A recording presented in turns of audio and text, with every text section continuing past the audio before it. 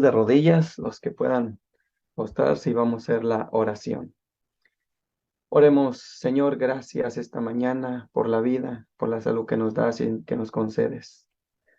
Padre Benito, esta mañana queremos darte gracias por Jesús, porque fue por Jesús quien dio su vida por nosotros en la cruz, por su sangre que Él derramó en la cruz del Calvario por nosotros, quien te pedimos que por favor en esta mañana tengas misericordia de nosotros, que nos acompañes con tus santos ángeles, con la presencia de tu Santo Espíritu en este momento, que nos rodees, Señor, con tus ángeles, Señor, al estudiar una porción de tu palabra, que tú bendigas cada hogar, Señor, de los hermanos, y que por favor todo lo que se hable sea para honra y gloria tuya, Señor. Gracias por todas tus misericordias dadas, y todo esto que sea para honra y gloria tuya, Señor. Queremos pedirte que por favor retires al enemigo, Señor, de nuestras vidas, de nuestras presencias, y que solamente la paz de Cristo esté con nosotros en este momento, en este día y para siempre. Gracias en el nombre de Cristo Jesús. Amén y amén. Muy bien, pues voy a compartir el slide, la presentación de lo que será la- el tema del día de hoy. Déjenme ver, estoy aquí poniéndolo. Ok, muy bien.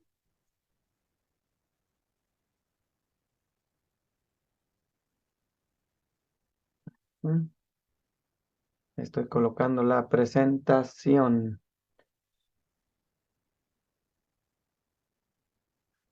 Ok, muy bien. Historia del conflicto de los siglos. ¿Verdad? Bueno, nosotros saben, como dice ahí, somos ministerios de sostén propio historicista. Y vamos a ver diferentes secciones del conflicto de los siglos. Ustedes conocen, bueno, tal vez pueden tener un libro como estos, del conflicto de los siglos, o pueden tener diferentes versiones.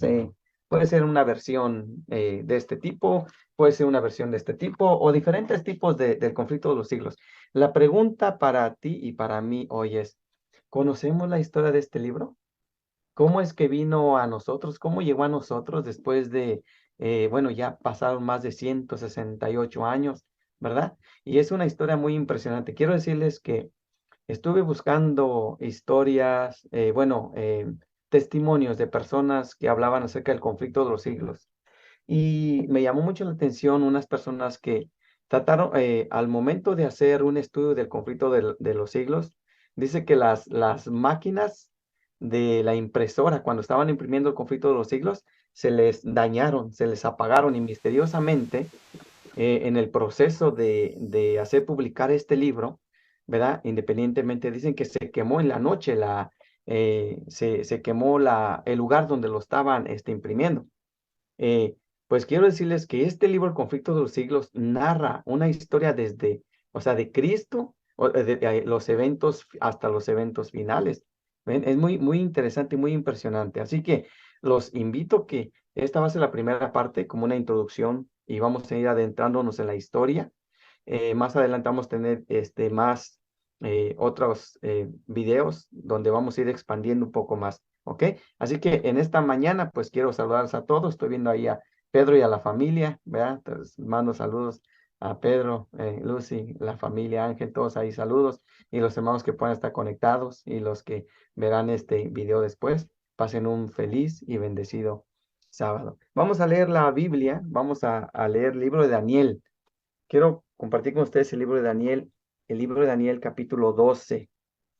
El libro 12, el libro de Daniel, perdón, capítulo 12, el versículo 1 dice, en aquel tiempo se levantará Miguel, el gran príncipe que está por los hijos de tu pueblo. Dice aquí, y será tiempo de angustia, cual nunca fue después que hubo gente hasta entonces. Mas en aquel tiempo será libertado tu pueblo, todos los que se hallen escritos en el libro, y muchos de los que duermen en el polvo de la tierra serán despertados, unos para vida eterna y otros para vergüenza y confusión perpetua, y los entendidos resplandecerán como el resplandor del firmamento y los que guiaron a muchos a la justicia como la estrella a perpetuidad y eternidad. Palabras del profeta Daniel, ¿verdad? Inspirado por el Espíritu Santo, donde nos habla las escenas finales, lo que va a pasar a la liberación del pueblo de Dios. Versículo 4, miren, Daniel se le dio esta orden, pero tú, Daniel, cierra las palabras y sella el libro hasta el tiempo del fin. Muchos correrán de un lado a otro y la ciencia aumentará. Yo, Daniel, miré y he aquí otros dos que estaban de pie, el uno a este lado del río y el otro al otro lado del río. Y dijo uno al varón vestido de lino que estaba sobre las aguas del río, ¿cuándo serán el fin de estas maravillas?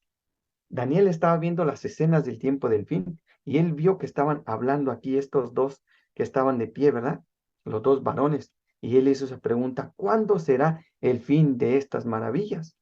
Y oía al varón vestido de lino que estaba sobre las aguas del río, el cual alzó su mano derecha y su mano izquierda al cielo, y juró por aquel que vive por siempre, que será por tiempo, tiempo y la mitad de un tiempo.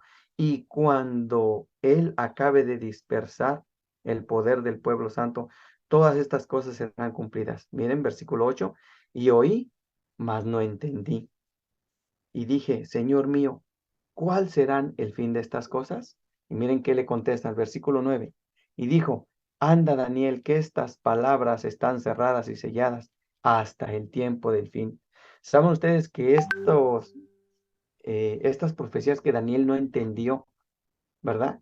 Hablando de los capítulos 7, 8, 9, 10, 11, 12, Daniel no los entendió. Él no tuvo ese privilegio de entenderlo. Él tuvo el privilegio de escribirlos, ¿verdad? Pero a él fueron cerradas estas palabras. Y el versículo 9 le dijo que estas palabras iban a estar cerradas hasta el tiempo del fin.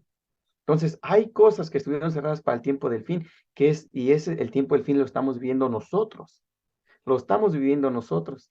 Y como pueblo, ¿verdad? De Dios en los últimos días, debemos de saber que estas cosas que estuvieron cerradas ya fueron abiertas. ¿Verdad? En otros temas hablaremos tal vez del tiempo del fin, que comenzó en 1798, donde se empezó ¿verdad? El despertar y fue desellado el libro de Daniel. En otras citas de El Espíritu de Profecía, ¿verdad? Lena G. de White lo explica. Miren, versículo 10 dice, muchos serán limpios y emblanquecidos y purificados, mas los impíos obrarán impíamente, y ninguno de los impíos entenderán, pero entenderán los entendidos. Y desde el tiempo que fuere quitado el continuo hasta la abominación desoladora, habrá 1290 días. Ahora escuchen el versículo 12.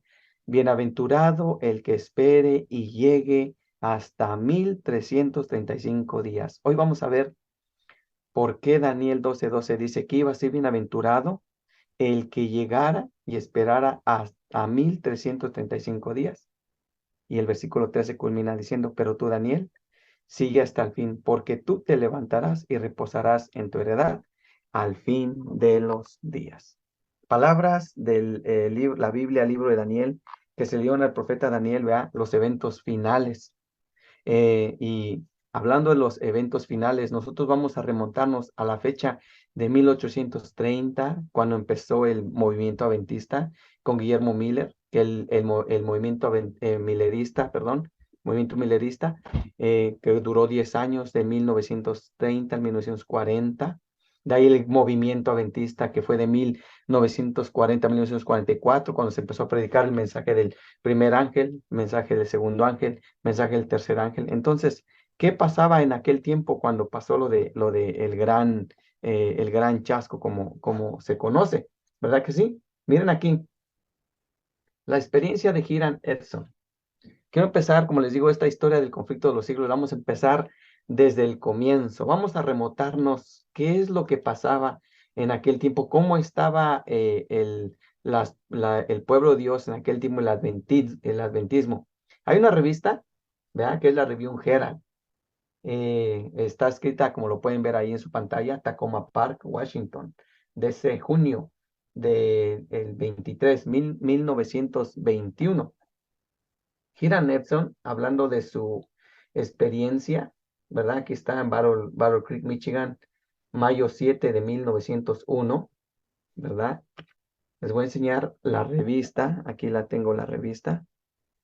Ok, es la Review Herald de mayo 7 de 1901. ¿Qué es lo que, cuál era su experiencia de ellos en aquel tiempo? Del gran chasco. Aquí está, miren, ¿ok? Aquí está la revista. Aquí está la revista. Review Herald, Battle Creek, Michigan, martes, mayo 7 de 1901. Y quiero decirles que como nosotros somos historicistas, debemos de saber buscar la historia. Pues aquí está la historia, miren. Qué se escribió en 1901? La experiencia miren, aquí dice aquí, miren. Ok, aquí está. Voy aquí a la presentación. Deme un segundito, por favor. Junio 13 de 1921. Aquí está. Ok, miren. Ok, me equivoqué. Abrí la otra. Era esta. Ok, Adventist Review Herald Tacoma Park, junio 23 de 1921. Ok, dice aquí, miren lo que escribían los pioneros. Muy bien. El espíritu en 1844. ¿Vea? Dice aquí esta revista, es, es muy interesante, ¿verdad? Que escuchemos a los pioneros, dice aquí de este mensaje, de cómo ellos relataron su experiencia en los días de antes, ¿verdad? Muchos de ellos estaban esperando el llamado, ¿verdad? Del dador de la vida, ¿verdad? Eh, para que en aquel tiempo de su trabajo. Miren aquí lo que dice, lo traducí aquí en español, ¿verdad? Dice, nuestras esperanzas y expectativas más preciadas fueron destruidas y tal espíritu de llanto se apoderó de nosotros como nunca antes lo había experimentado. Parecía que la pérdida de todos los amigos terrenales no tenía comparación. Dice ellos, lloramos y lloramos hasta el amanecer del día. Reflexioné en mi propio corazón diciendo, mi experiencia de, o sea, del avenimiento había sido la más rica. Y entonces él se empezó a preguntar, ¿ha resultado la Biblia un fracaso? ¿No hay un Dios? Se preguntaba él. ¿No hay cielo? Decía, ¿no hay ciudad dorada? ¿No hay paraíso? ¿Es todo no más que sino que una fábula astutamente ideada? Se preguntaba él, ¿no hay realidad en nuestra más ferviente esperanza y expectativa de estas cosas? Dice, y así tuvimos algo por qué afligirnos y llorar si todas nuestras más preciadas esperanzas se perdieran. Bueno, pues aquí está la experiencia. Ve, aquí está la foto de Hiram Epson, cuando pasó lo del Gran Chasco. Ustedes recuerden que estuvieron esperando ese 22 de octubre y Jesús no apareció, pero sabemos que no se equivocaron en la fecha, sino que se equivocaron en el evento, en el evento. Me impresiona la historia que quedó aquí escrita y el motivo de esto es porque al ir transcurriendo con esta presentación y las demás presentaciones, vamos a ver que los pioneros adventistas en aquel tiempo estaban preparados, miren hermanos, pues yo podría decir al 100, y si no podría decir al 100, al 99% o como sea, pero ellos sabían su doctrina. O sea que antes el que se decía que era adventista del séptimo día, sabía número uno, su historia, bueno, número uno, la doctrina, o sea, la Biblia, ¿verdad? Número dos, ellos sabían lo que creían. Ellos oraban, le pedían a Dios que les diera sabiduría, que les diera ese entendimiento de entender las cosas que habían estado selladas, que hablamos en Daniel 12, las cosas que estaban selladas y que se empezaron a desellar, ¿verdad? Como en futuros presentaciones vamos a ver, ¿verdad? Y al leer estas revistas, vemos cómo es lo que ellos escriben. Miren aquí, por ejemplo, Kira Nepson hablando, dice, aquí miren que él empezó a sentar, dice, yo empecé a sentir que podría haber luz, habría más luz, respecto a, o sea, lo que había pasado del Gran Chasco. Dice, yo le dije a algunos hermanos, vamos al farm, ahí al farm. Dice, yo le dije a algunos hermanos, ¿verdad? Entramos al granero, cerramos las puertas, ¿verdad? Y dice, y nos inclinamos delante de Dios. Estaban tristes, estaban desconsolados porque pues se habían chasqueado que Jesús no había regresado. Dice, oramos, dice, ¿verdad? Oramos porque sentíamos esa necesidad. Dice, continuamos, ¿verdad? Ahí orando fervientemente hasta que el Espíritu Santo o sea, presenció, o sea, sus oraciones y les hizo sentir que habían sido aceptadas sus oraciones y les iba a dar la luz, les iba a dar luz y les iba a dar la explicación del gran chasco, dice aquí, para que fuera clara y satisfactoria. Bueno, ellos se la pasaron llorando toda la noche. Hiram Edson dice, en esa ocasión, miren aquí dice, after breakfast, después del desayuno, yo le dije a uno de mis hermanos, vamos a ver, vea, vamos a visitar otros hermanos. Cuenta Hiram Edson aquí, ellos empezaron y cuando iban pasando a través ustedes saben, del sendero donde estaba el sembradío, dice, yo me paré en medio de ahí del sembradío, dice, y pareció que el cielo se abrió ante mi vista. Y ahí es donde dice que Hiram Edson vio en visión al sacerdote que salía del lugar santo, ¿verdad? Dice High Priest coming out of the most holy place, que salía del lugar santísimo, del cielo, del santuario, a la tierra. Y en el día 10º del 7º mes, al final de los 2300 días, él vio que el sumo sacerdote salía del lugar santísimo, ¿verdad? Dice, él por primera vez entró en ese día en el segundo apartamento del santuario y en el cual va a estar trabajando, vea, hasta que venga a la tierra. O sea, aquí está relatada la visión que vio Hiram Edson cuando Jesús, el 22 de octubre, pasó del lugar santo al lugar santísimo y vio en visión cómo al final, vea, cómo él es que iba a salir o sea, cómo iba a entrar al lugar santo donde iba a empezar la intercesión hasta que él viniera a la tierra, ¿verdad? Bueno, pues aquí ustedes pueden ver en la revista, miren, vienen más testimonios, siguen hablando, pues aquí la señora Hiram Edson y cuentan sus historias, cómo es que estaban ellos en aquel tiempo. ¿Ven? Hay un libro que se llama, no sé si ustedes lo conocen, El Gran Movimiento Adventista. Miren, este libro, El Gran Movimiento Adventista, que me imagino que muchos lo han de tener y si no lo tienen, se puede conseguir en línea, lo pueden conseguir. Pero saben que este libro narra la experiencia de el pueblo adventista en ese tiempo. ¿Ven? Miren, habla acerca de dónde está, miren aquí, por ejemplo, aquí dice la explicación del chasco, empieza a hablar de la explicación del chasco, donde eh, dice aquí, el tiempo determinado y explica lo del año judío, del año 1153. Dice, pasó y quedamos desilusionados por no ver el rey en su hermosura. También aquí está un testimonio de ellos. Todos nuestros opositores honestamente suponían que cada punto distintivo de nuestra creencia había sido refutada y que debiéramos, como personas honestas, abandonar toda nuestra posición. Fue por lo tanto con sorpresa que nos vieron aún agarrados a nuestra esperanza y aún esperando a nuestro rey. Era algo difícil. Yo me imagino vivir en ese tiempo, imagínate que pasó el gran chasco y cómo los veía toda la gente y ellos tener que verlos diciendo, mira, pues ahí van los decepcionados, no vino, cómo se burlaban de ellos, no vino su Jesús y todo lo que decían. Bueno, dice aquí, pero nosotros en nuestro desencanto no vimos ninguna razón para el desánimo, ¿ok? Percibimos que las escrituras indicaban que habría un tiempo de tardanza. Ellos entendieron el tiempo de tardanza y que mientras la visión tardase, debiéramos de esperar. ¿Ok? Ese tiempo de tardanza también es algo muy importante nosotros a estudiar. ¿Qué es? Pero no es el tópico de esta ocasión. En otro tema abordaremos ese tiempo de tardanza y le explicaremos cómo pasó a la luz de la palabra de la Biblia. Debimos esperar. Dice, también vimos que el periodo podía no estar totalmente encerrado con el fin del año.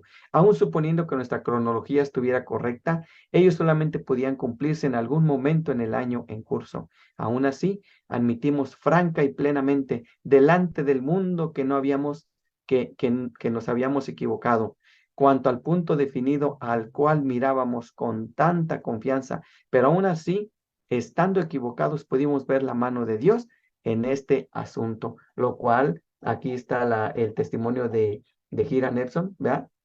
cuando dice que ellos oraron en la noche y después de orar en la mañana cuando salieron, pues Dios les contestó esa oración. Dice la página 99 de este libro de el Gran Movimiento Adventista, el que estoy leyendo aquí. Dice aquí, pudimos ver que Dios usó la proclamación, dice, como una alarma para el mundo y también como una prueba para la iglesia, colocando a su pueblo en una actitud de expectativa. Llamo a aquellos que están dispuestos a sufrir por amor de su nombre, llamó, perdón, a aquellos que están dispuestos a sufrir por amor de su nombre, reveló a quien él anunció de la venida, aquí el anuncio de la venida del Señor representaba nuevas de gran alegría y a quien ella era como un desagradable ruido a los oídos. ¿Ok? Reveló al universo quién recibiría con alegría la venida del Señor y quién lo rechazaría en su segundo avenimiento, como los judíos lo rechazaron en la primera. Consideramos todo eso como un paso en la realización del propósito de Dios en este día de su preparación, de modo a llevar adelante a un pueblo que busque solamente la voluntad del Señor para que puedan estar preparando para su vida. ¿Ok? Y entonces sigue lo que es cómo ellos relataron pues su experiencia, ¿verdad? Su experiencia. Aquí, miren, esa es la experiencia de Hiram Edson. Hay otro que me llamó la atención, otro personaje. Vuelvo aquí a la presentación, déjenme poner en mi presentación de PowerPoint. Aquí está la presentación de PowerPoint. Otro personaje que se llamó, aquí está. Ok, miren, esto salió en la Review Herald mayo 7 de 1901, ¿ok? Mayo 7 de 1901. Era otro creyente. No encontré el nombre de este creyente, ¿verdad? Pero aquí está la revista, se las voy a presentar. Era de Washington Moores, ¿ok? Eh, ok, la pongo aquí. Esta es la otra revista. Déjenme ver, aquí está, mayo 7. Ok, creo que es esta, la que espero que la estén viendo aquí. Miren, Washington Moores, ¿ok? Y también en ese tiempo les digo porque esta gente sabía su historia, ellos sabían cómo estaba pasando el asunto. Miren, y miren cómo ellos lo explicaban en aquel tiempo. Por eso les digo que ellos sabían, porque miren, decían aquí, por ejemplo aquí, nosotros encontramos muchos periodos, ¿verdad? Eh, del tiempo que nos trae a una vista de las profecías. Ellos sabían que el periodo más largo, ¿verdad? Había comenzado en el 457 antes de Cristo y había terminado en 1844, estudio de los 2300 tardes y mañanas, ¿verdad? Y cómo es que el ángel proclamó el tiempo, que el tiempo no sería más, el ángel que tenía su librito en la mano, ¿verdad? El libro de Daniel. Y aquí miren, está la experiencia de ellos. Aquí en azul, dice aquí, cuando pasaron por ese chasco, dice, y ahora volver de nuevo a las preocupaciones, decían ellos, perplejidades y peligros de la vida, a plena vista, burladores y vilipendiadores de los incrédulos que se burlaban como nunca antes. Fue una terrible prueba de fe y paciencia cuando el anciano, bueno, ahí dice Elder, pero es el anciano James visitó Waterbury, Vermont. Poco después declaró que los hermanos, les digo eso, miren, que los hermanos debían prepararse para otro invierno frío. Y dice este personaje de Washington Moores, dice, mis sentimientos eran casi incontrolables. Salí del lugar de reunión y lloré como un niño. Estaban pasando por un tiempo de decepción, estaban todos tristes en ese tiempo de 1844 y dice que se llenó de lágrimas cuando el hermano Jaime los visitó y les dijo, ¿saben qué, hermanos? Pues Jesús no vino, así que ¿saben qué? Les dijo, prepárense para otro invierno frío. Nosotros que pensamos que ya nos íbamos a ir allá al cielo, pues no pasó así, ¿verdad que sí? Y aquí está la revista, miren, aquí está la revista, pero más abajo, ellos después de oración y todo, cuando Dios les mostró, ellos pusieron aquí, miren, vimos el cumplimiento, ¿verdad? De la parábola de las 10 vírgenes de Mateo 25, ¿verdad? Lo del clamor de medianoche, ¿verdad? Alrededor de julio de 1844, y ellos empezaron a estudiar, o sea que como les digo, no es el tema de este momento, pero empezaron a ver y se dieron cuenta que eso, su decepción, no se equivocaron en su fecha, sino en el evento de lo que iba a pasar. ¿Ok? Miren, continuamos aquí con la presentación. Continúo con la presentación. Ok, la voy a poner. Aquí está la presentación. La presentación, regresamos a la presentación. Ok, entonces él fue ahí, ¿verdad? Miren ahora.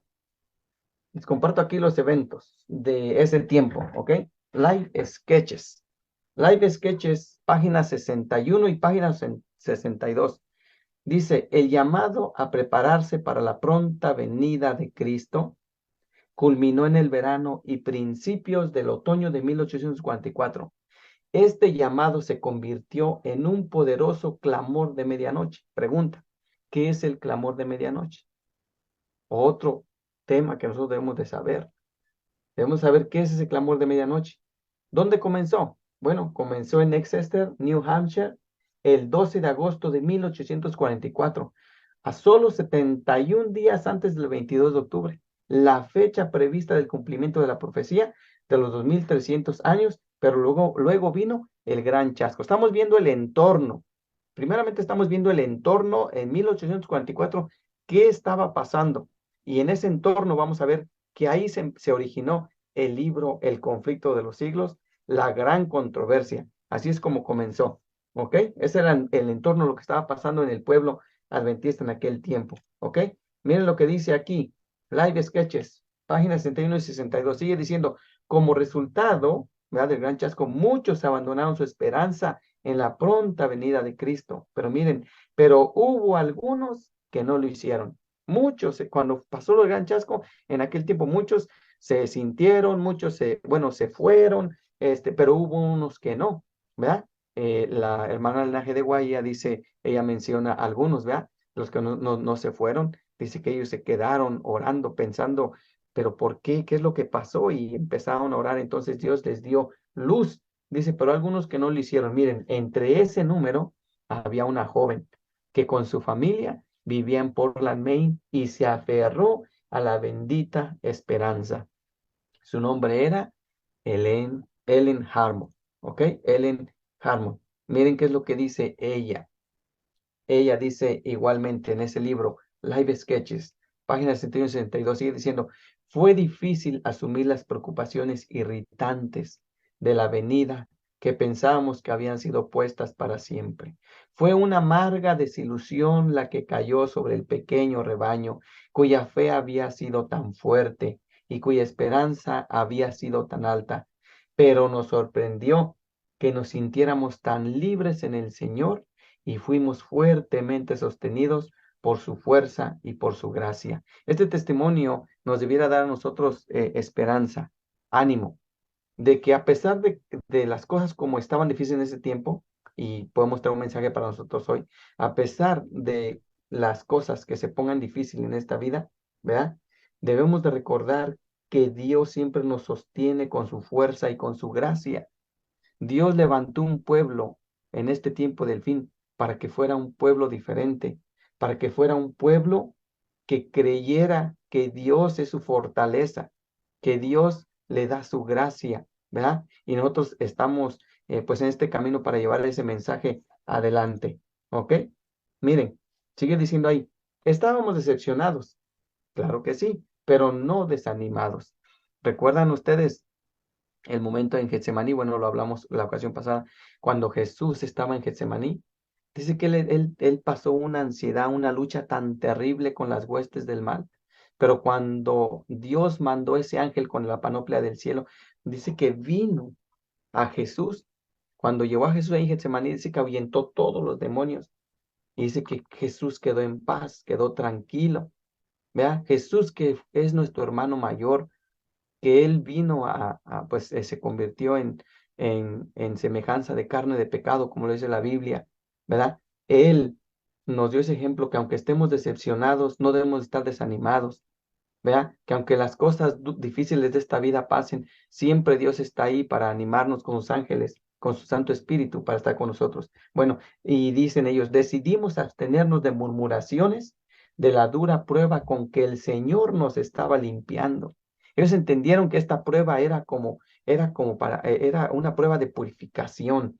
¿Ven? Dice, nos estaba limpiando de la escoria y refinándonos como el oro en el horno, sometiéndonos pacientemente al proceso de purificación que Dios consideró necesario para nosotros y esperar para con paciente esperanza que el Salvador redimiera a sus fieles en esa prueba.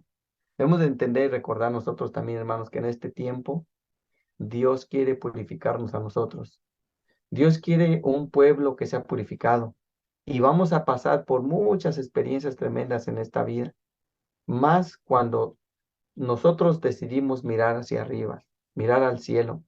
Créanlo, cuando uno quiere predicar la palabra del Señor, Satanás va a venir, vea como dice Isaías, como río. Pero recordemos la promesa que dice ahí, pero el Espíritu Santo levantará bandera. Eso mismo pasó con los pioneros y eso sigue pasando ahora.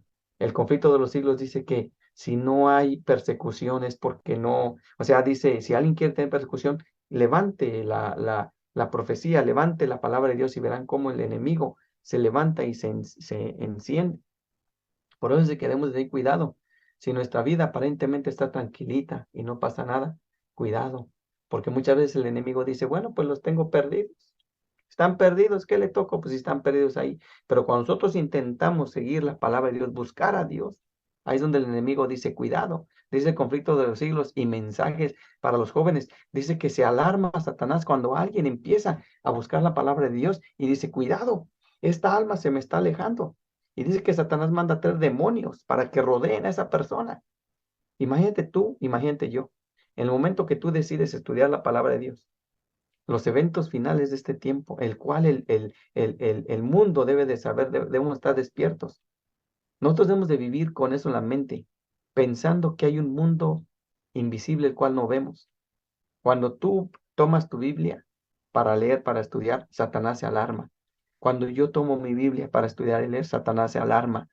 Y nos dice la pluma inspirada que él manda demonios para que nos distraigan, para que no se llegue a cabo. ¿Saben qué me alarma también que dice el conflicto de los siglos? Dice que cuando alguien va a exponer algún tema, Satanás ve de qué va a hablar el predicador, el expositor. Y dice el conflicto de los siglos que cuando Satanás ve y mira, dice, oh, mira, va a hablar de esto, un ejemplo, eventos finales. Hace lo posible para que las almas que fueran a recibir palabras de vida, una, no estén en ese momento, pase algo, pase otra cosa en este. Eso es real, eso es real. Ustedes y yo debemos de comprender eso, ¿verdad? Y por eso mismo en este tiempo Dios nos quiere purificar, nos quiere purificar. Yo oí apenas hace unos días que alguien decía que Dios castigaba. Nosotros sabemos que Dios no castiga. Si nosotros nos castigamos nosotros mismos es porque nos ponemos nosotros mismos nos ahorillamos y en las cosas de la vida nosotros nos ponemos en lugares donde pues nos vamos a lastimar porque nosotros alejamos a Dios de nosotros. Nosotros alejamos a los ángeles de nosotros. Ellos nos alejan. Pero bueno, sigue diciendo aquí. Dice, bueno, ya leímos aquí lo que estaba pasando hace tiempo. Miren, algunos datos importantes. Yo creo que acompañen Apocalipsis capítulo 7. Vamos a la Biblia, porque hablamos algo de la historia, de cómo estaba en ese tiempo, pero vamos a verlo bíblicamente. Bueno, Apocalipsis capítulo 7. De hecho, quiero decirles que el contexto del capítulo 7, Apocalipsis 6, hablando de los sellos, nosotros debemos saber que ahorita el reloj está parado justamente en el sexto sello. Cuando alguien te pregunte en qué parte de la Biblia estamos en este momento, nosotros debemos de saber que estamos justamente en Apocalipsis capítulo 6 versículo 13, que es el contexto, ¿verdad? El sexto sello, el sexto sello. Pero vamos a leer Apocalipsis capítulo 7. Miren cómo dice Apocalipsis capítulo 7 versículo 1. Después de estas cosas vi 4 ángeles en pie sobre los 4 ángulos de la tierra, deteniendo los 4 vientos de la tierra para que no soplase viento sobre la tierra, ni sobre el mar, ni sobre el mar, dice aquí, ni sobre ningún árbol. Y vi otro ángel que subía de donde nace el sol, teniendo el sello del Dios viviente. Y clamó con gran voz a los cuatro ángeles y a los cuales era dado hacer daño a la tierra y el mar, diciendo, no hagáis daño a la tierra, ni al mar, ni a los árboles, hasta que hayamos sellado a los siervos de nuestro Dios en sus frentes. ¿Saben algo que este pasaje de Apocalipsis nos trae a estos eventos finales, donde el sello de Dios no se conocía todavía? Recuerden ustedes que en 1844 se estaba dando la doctrina, los 7 pilares de la fe adventista. El pueblo en 1844 antes no conocían la verdad acerca del sábado. Si queremos hablar de uno de los pilares, por ejemplo, el sábado. Y en 1844 los ángeles estaban listos para soltar los vientos. Pero vemos aquí como bien claro, y el conflicto de los siglos lo dice, cómo es que Jesús dice que él clamó, él dijo, Jesús, mira mi sangre, espera para que sean sellados, ¿verdad? Para el sello, para que ellos tuvieran la verdad del sábado. Entonces dice que ese ángel fue que él detuvo, él llamó y dijo, espérense hasta que sean sellados con el día sábado, ¿verdad? Entre otros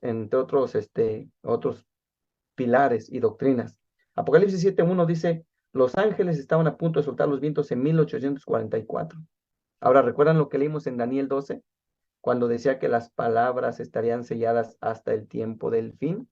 Bueno, el tiempo del fin, sabemos, comenzó en 1798.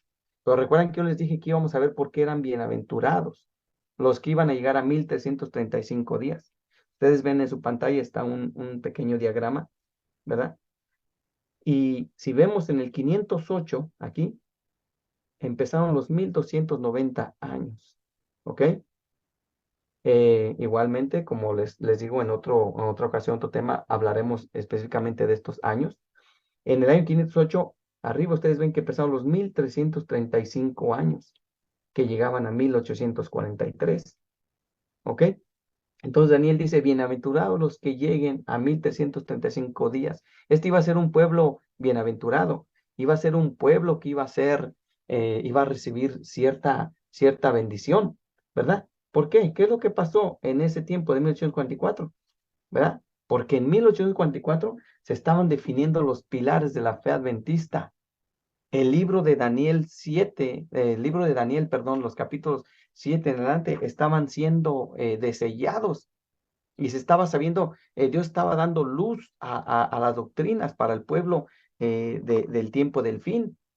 ¿Verdad? Entonces estaban definiendo los pilares de la fe adventista, como por ejemplo la purificación del santuario, ¿verdad? El mensaje de los 3 ángeles, los mandamientos de Dios, la fe de Jesús, el templo de Dios, la ley del sábado, el sábado, la no inmortalidad del alma. ¿Ven? Entonces, es muy, muy, muy interesante en ese tiempo lo que estaba pasando. Saben que este libro del conflicto de los siglos, si nosotros lo estudiamos, puede ser y lo tomamos, podemos ver el orden de los eventos, cómo iban pasando, cómo es que iban pasando. Muy, muy interesante. Eh, y este libro, como decimos, habla cosas acerca del pasado, del presente y del futuro. Ok, miren, sigo aquí. ¿Qué es lo que decía Elena G. de White sobre el conflicto de los siglos? ¿Verdad? Bueno, en 1890, ella dice sobre este libro, El conflicto de los siglos, dice, fui movida por el Espíritu del Señor a escribir ese libro, y mientras trabajaba en él, sentí una gran carga sobre mi alma. Sabía que el tiempo era corto, que las escenas que pronto se amontonarían o que pasarían sobre nosotros vendrían al final muy repentina y rápidamente, muy repentinamente. ¿Saben algo?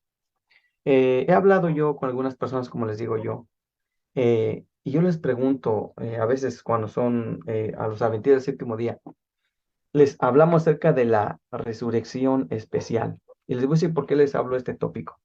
Porque la mayoría, muchos adventistas, si tú les preguntas, ¿cuándo si digamos que morimos antes de la segunda venida, ¿en qué momento van a resucitar?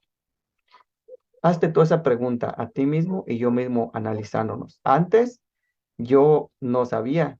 Si ustedes me hubieran preguntado antes de yo saber lo de esto del movimiento historicista, yo pensaba igualmente que era hasta la segunda venida de Cristo cuando uno iba a resucitar, en el momento que Cristo viniera. Y saben algo, este libro, El conflicto de los siglos, es muy interesante porque nos habla de una resurrección especial.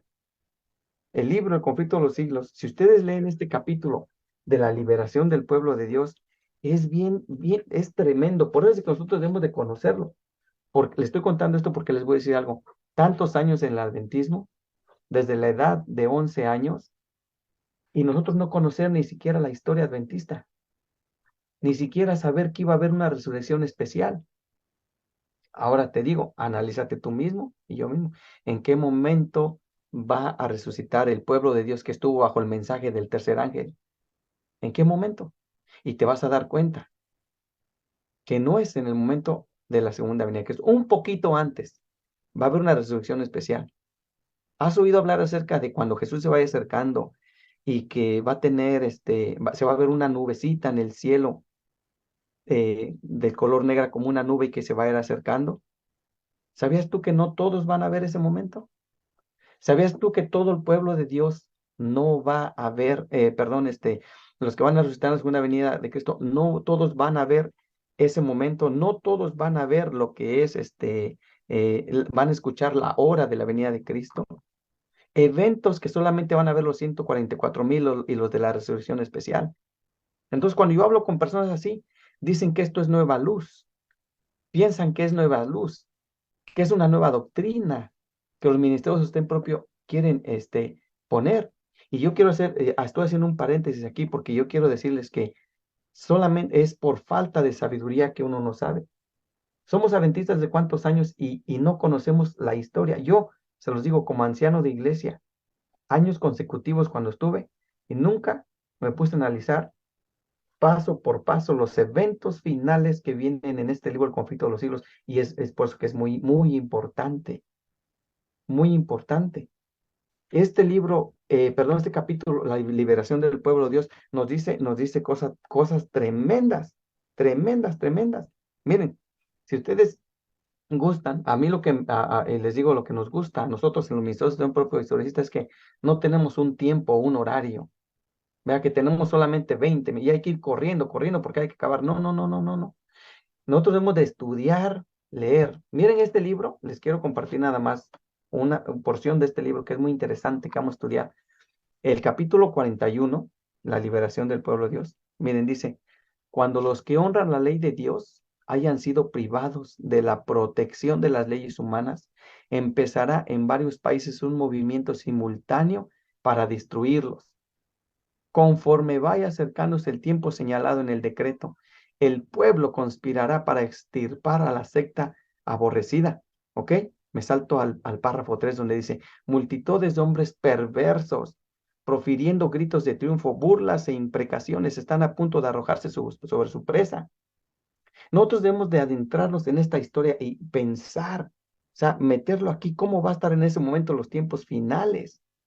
Va a haber un desorden, o sea, va a estar, cuando ya es una persecución, cuando pase la ley dominical, el decreto, miren, va a empezar una persecución tan tremenda que miren, dice que multitudes de hombres perversos, profiriendo gritos de triunfo, burlas e imprecaciones, están a punto de arrojarse sobre su presa. Miren, cuando de pronto densas tinieblas más sombrías que la oscuridad de la noche caen sobre la tierra. Miren, luego un arco iris que refleja la gloria del trono de Dios se extiende de un lado al otro del cielo.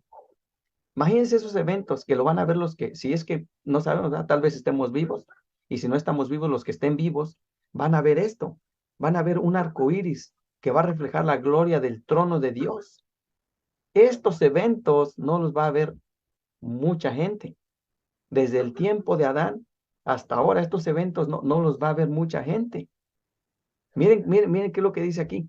Dice, Luego un arco iris refleja la gloria del trono de Dios, se extiende de un lado a otro del cielo y aparece envolver a todos los grupos en oración. Las multitudes encolerizadas se sienten contenidas en el acto. Miren, sus gritos de burla expiran en sus labios. Olvidan el objeto de su ira sanguinaria. Con terribles presentimientos contemplan el símbolo de la alianza divina y ansían ser amparadas de la deslumbrante claridad. Pero miren, los hijos de Dios oyen una voz clara y melodiosa, ¿verdad? Que dice, enderezaos, y al levantar la vista al cielo, contemplan el arco de la promesa. Número uno, el arco de la promesa. ¿Saben ustedes que esto no lo va a ver todo o sea, estos eventos finales, lo va a ver el pueblo que esté vivo en ese tiempo, junto con los 144,000?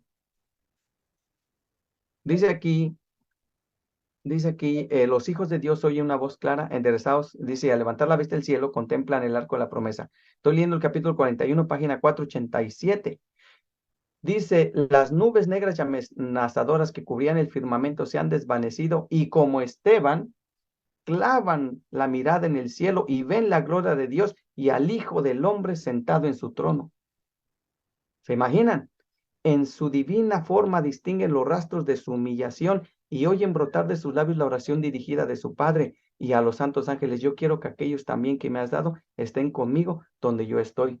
¿Quién va a escuchar esas palabras? ¿Quién va a ver esas escenas? Debemos ¿no? de ver eso.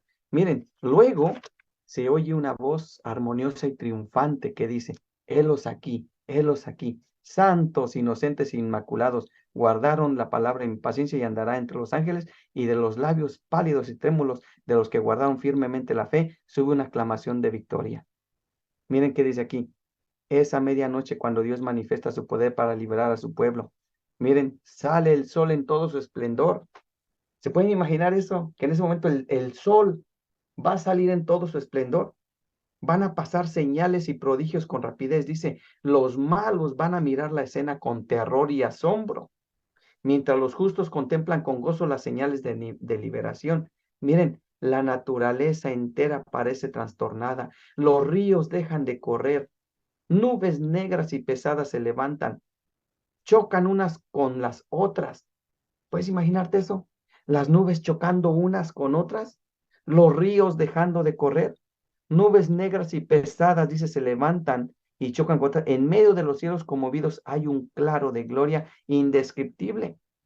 Ahora vean, de donde baja la voz de Dios, semejante al ruido de muchas aguas, diciendo, hecho es. Apocalipsis 16, 17. Ahora vean, esa voz dice, sacude los cielos y la tierra. Y después va a seguir un terremoto cual no fue jamás desde que los hombres han estado sobre la tierra. Miren qué va a pasar. El firmamento parece abrirse y cerrarse. La gloria del trono de Dios parece cruzar la atmósfera. Eventos y escenas tremendas que van a pasar. Los montes son movidos como una caña al soplo del viento. Las rocas quebrantadas se esparcen por todos lados. Ahora miren, se oye un estruendo como de cercana tempestad. El mar es azotado con furor. Se oye el silbido del huracán como voz de demonios en misión de destrucción. Ay, hermanos, cuando Dios le dé ese permiso a los demonios de hacer esta destrucción, son eventos que van a pasar como nunca los hemos visto ni siquiera imaginados. Miren, toda la tierra se alborota, se hincha como las olas del mar, la superficie de la tierra se raja. ¿Se imaginan ese gran terremoto?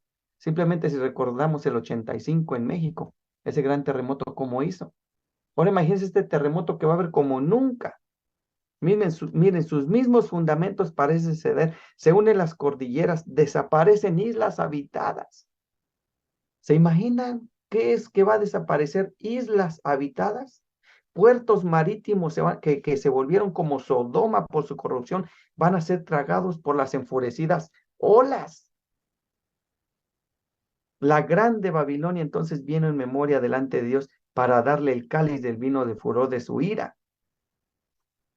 ¿Vea? Dice el versículo 19 de Apocalipsis 16, pedriscos grandes, cada piedra como el peso de un talento. hace su obra de destrucción. Las más soberbias ciudades de la tierra, miren, son arrasadas. Los palacios suntuosos en que los magnates han malgastado sus riquezas en provecho de su gloria personal, caen en ruinas ante su vista. Los muros de las cárceles se parten de arriba abajo y son libertados los hijos de Dios que habían sido apresados por su fe. ¿Se imaginan después de la persecución?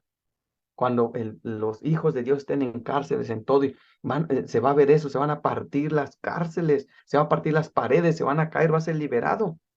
Ahora escuchen lo que viene aquí, lo que les digo de la historia, que si ustedes preguntan, no saben bien el orden de los eventos finales.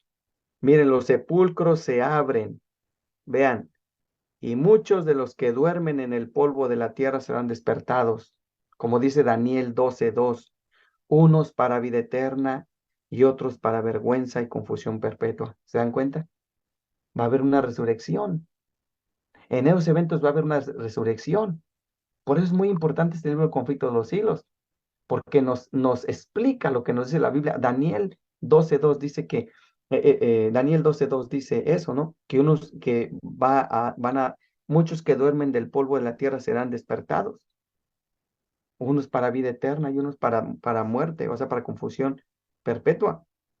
Ahora miren quiénes son los que se van a levantar, esa resurrección de Daniel 12:2. Y aquí es donde quiero que veamos lo que es ya la historia que uno no conoce bien. Todos los que murieron en la fe del mensaje del tercer ángel salen glorificados de la tumba. ¿Quiénes? No dice que los del tiempo de Adán, no dice que los discípulos, no dice que los del tiempo de Moisés, no dice que los tiempos de los del tiempo de Isaías. No, no, no, no. Daniel 12:2 dice, todos los que murieron en la fe, perdón, el conflicto de los siglos, hablando de Daniel, dice, todos los que murieron en la fe del mensaje del tercer ángel salen glorificados de la tumba para oír el pacto de paz que Dios hace con los que guardaron su ley. ¿Vieron? Estos de la resurrección especial van a escuchar.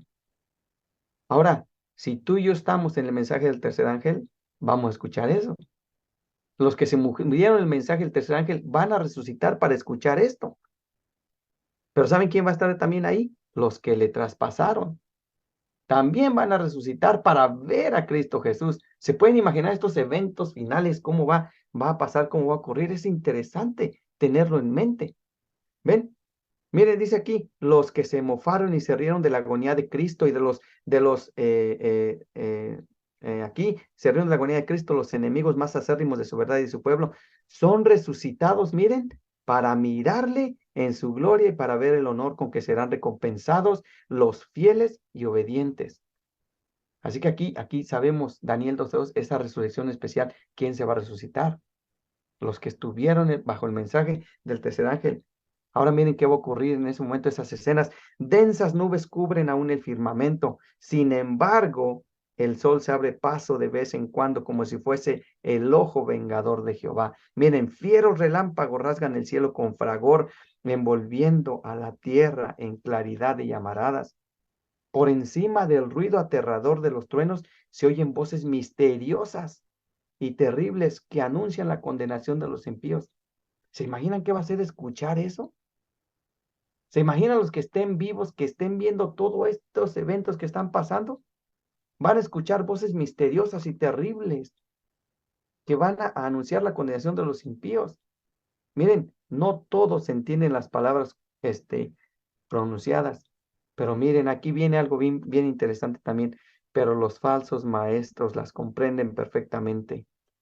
¿Los quién? Los falsos maestros van a escuchar esas palabras de condenación. ¿Ven? Los que poco antes eran tan temerarios, jactanciosos y provocativos y que tanto se regocijaban al ensañarse en el pueblo de Dios observador de sus mandamientos, se sienten presa de consternación y tiemblan de terror. Sus llantos dominan el ruido de los elementos. Miren, los demonios confiesan la divinidad de Cristo y tiemblan ante su poder, mientras que los hombres claman por misericordia y se revuelcan en terror abyecto. Eso va a ser tremendo, tremendo. Y se nos aconseja que vivamos con estas escenas en nuestra mente. Si vivimos con nuestras escenas con estas escenas en nuestra mente y vivimos pensando, les digo, en ese mundo invisible. Por eso dice Elena G. de White que si nosotros viéramos pensando eso mismo, nos quedaríamos callados, no diríamos nada, porque sabríamos y nos daría temor que cada palabra que decimos, cada acto que hacemos, está escribiéndose en un libro para el día del juicio. ¿Ven? Por eso es que dice aquí, al considerar, bueno, mire, acá dice, por un desgarrón de las nubes, estoy brincándome algunos párrafos, algunos de aquí, para no leer todo el capítulo, porque es muy interesante aquí. Ya leímos lo de la resurrección especial, pero miren, por un desgarrón de las nubes, una estrella arroja rayos de luz, página 489, cuyo brillo queda cuadruplicado por el contraste con la oscuridad. Significa esperanza y júbilo para los fieles, pero severidad para los transgresores de la ley de Dios. Los que todo lo sacrificaron por Cristo están entonces seguros como escondidos en los pliegues del pabellón de Dios. Fueron probados ante el mundo y los despreciaron. Y los despreciadores de la verdad demostraron su fidelidad a aquel que murió por ellos. Miren qué dice aquí. Mientras esta palabra santa, miren aquí. Ahora miren qué es lo que va a pasar. Entonces aparece en el cielo una mano. Miren qué va a pasar aquí, que sostiene las dos tablas de piedra puestas una sobre la otra.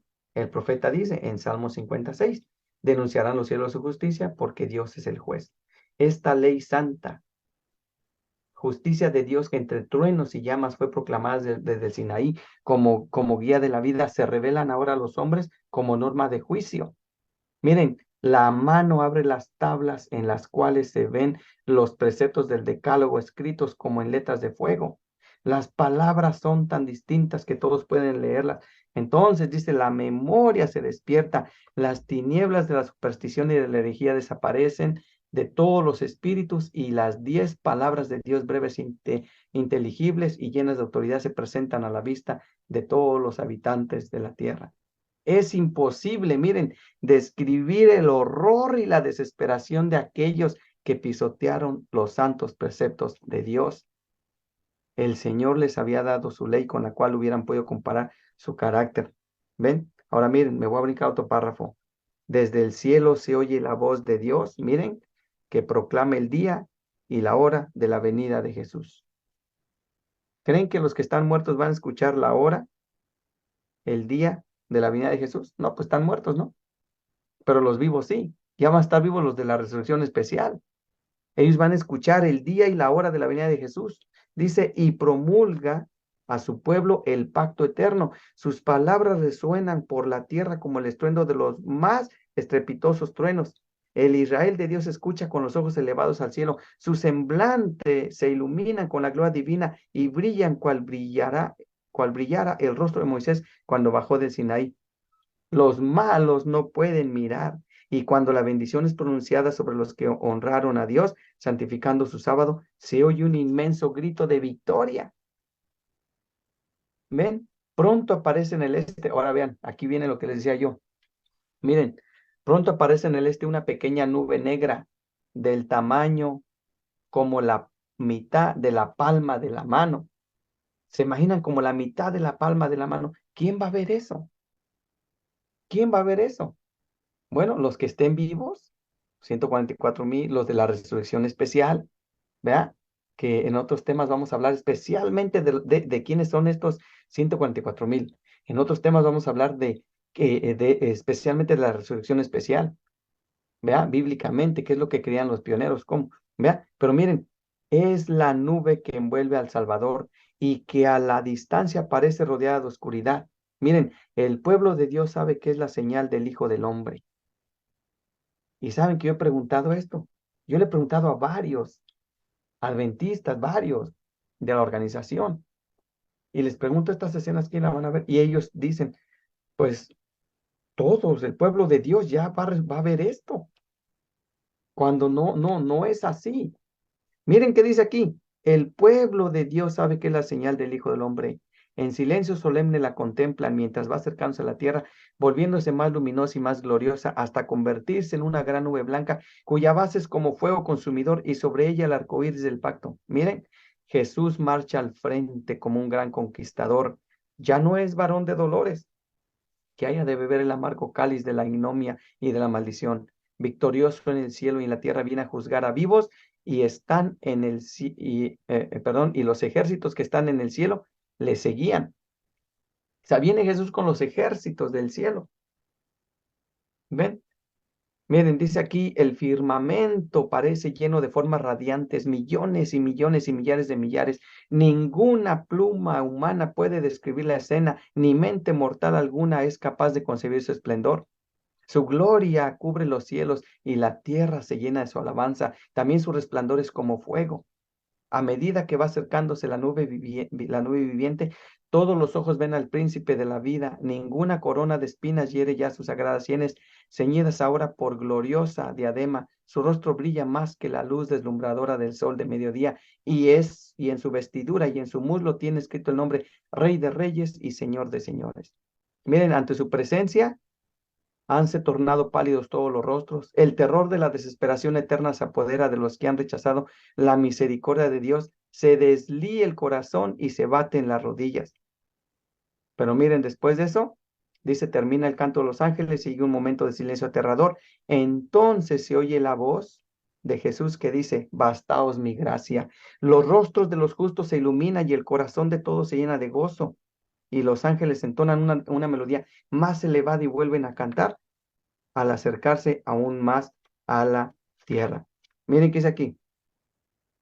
Dice aquí las invitaciones, el choque de las armas, los sacerdotes, los escribas, recuerdan el Hijo de Dios. Miren, entre las oscilaciones.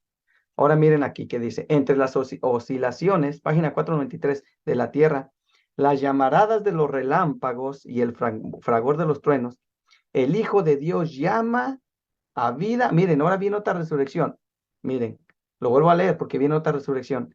Entre las oscilaciones de la tierra, las llamaradas de los relámpagos y el fragor de los truenos, el Hijo de Dios llama a la vida a los santos dormidos. Ahora Jesús va a llamar a la vida a los santos dormidos. Miren, dirige una mirada a las tumbas de los justos y levantando luego las manos del cielo, exclama, despertaos, despertaos, despertaos, los que dormís en el polvo, y levantaos. ¿Se escucha bien? Ahora es otra resurrección. Ya están vivos los que estuvieron en el mensaje del tercer ángel. Ellos vieron la venida de Jesús. Ellos vieron la nube, cómo venía acercándose. Ellos vieron todas esas escenas. Pero ahora Jesús resucita a todos los santos de la tierra. ¿Y saben qué pasa? Miren, por toda la superficie de la tierra, por toda la superficie de la tierra, los muertos oirán esa voz y los que la oigan vivirán. Miren, y toda la tierra repercutirá bajo las pisadas de la multitud extraordinaria de todas las naciones, tribus, lenguas y pueblos. ¿Ven? De la prisión de la muerte sale revestida de gloria, salen de la revestida de gloria inmortal gritando, ¿dónde está, oh muerte, tu aguijón? ¿Dónde, oh sepulcro, tu victoria? Y los justos vivos, miren, unen sus voces a la de los santos resucitados en prolongada y alegre aclamación de victoria. Dice aquí ahora, todos salen de sus tumbas de igual estatura que cuando en ellas fueron depositados. Entonces, en esta resurrección, miren, Adán, que se encuentra entre la multitud resucitada, es de soberbia altura y formas majestuosas, de porte poco inferior al del Hijo de Dios. Presenta un contraste notable con los hombres de las generaciones posteriores. En este respecto se nota la gran degeneración de la raza humana. Y bueno, y sigue hablando. ¿Se dan cuenta por qué es interesante que nosotros leamos el Espíritu de Profecía? Recordemos, miren, la Biblia, tenemos la Biblia, ¿verdad? El Espíritu de Profecía nos amplía, nos amplía. Por eso es que Dios, fueron bienaventurados los que llegaron a los 1335 días. ¿Saben por qué? Porque se les dio el espíritu, se les dio el don del espíritu de profecía para que entendieran. Por eso es de que nosotros estamos estudiando la historia del conflicto de los siglos. ¿Cómo es que se fue dando? Porque en este don de profecía, espíritu de profecía, fueron bienaventurados en los del tiempo del fin, porque ahí se les expandió, o sea, para que entendiéramos lo que dice ahí. Bueno, Seguimos leyendo aquí en la presentación. Miren lo que dice, sigue diciendo Elena G. de White. Experiencias y visiones, página 5. La fecha era, miren, era el 22 de octubre de 1844. Para diciembre de ese año, la joven Ellen tenía 17 años. Miren, ¿tenía qué? 17 años. Claramente se acercaba al final de su vida. Les voy a decir por qué. Su condición debilitada estaba empeorando rápidamente. Miren, tenía una enfermedad pulmonar grave. Fue solo con un gran esfuerzo, dice aquí, que pudo hablar en una voz entrecortada, generalmente en un susurro. Miren, con frecuencia por la noche, dice que Elena G. de White se despertaba del sueño, ¿verdad? Tosiendo sangre por sus pulmones. Estaba enferma. Su familia entonces entendió por qué apenas hablaba, por qué dormía mucho y por qué permanecía la mayor parte en la cama, la mayor parte del tiempo. Pues ¿saben qué hicieron? Oraron con ella y por ella y estaban esperando el día que moriría. ¿Saben algo? Esto a mí me da ánimo porque Dios no tiene ningún impedimento para llamar a alguien a su obra, porque Dios es el dador de la vida. Dios es el médico por excelencia.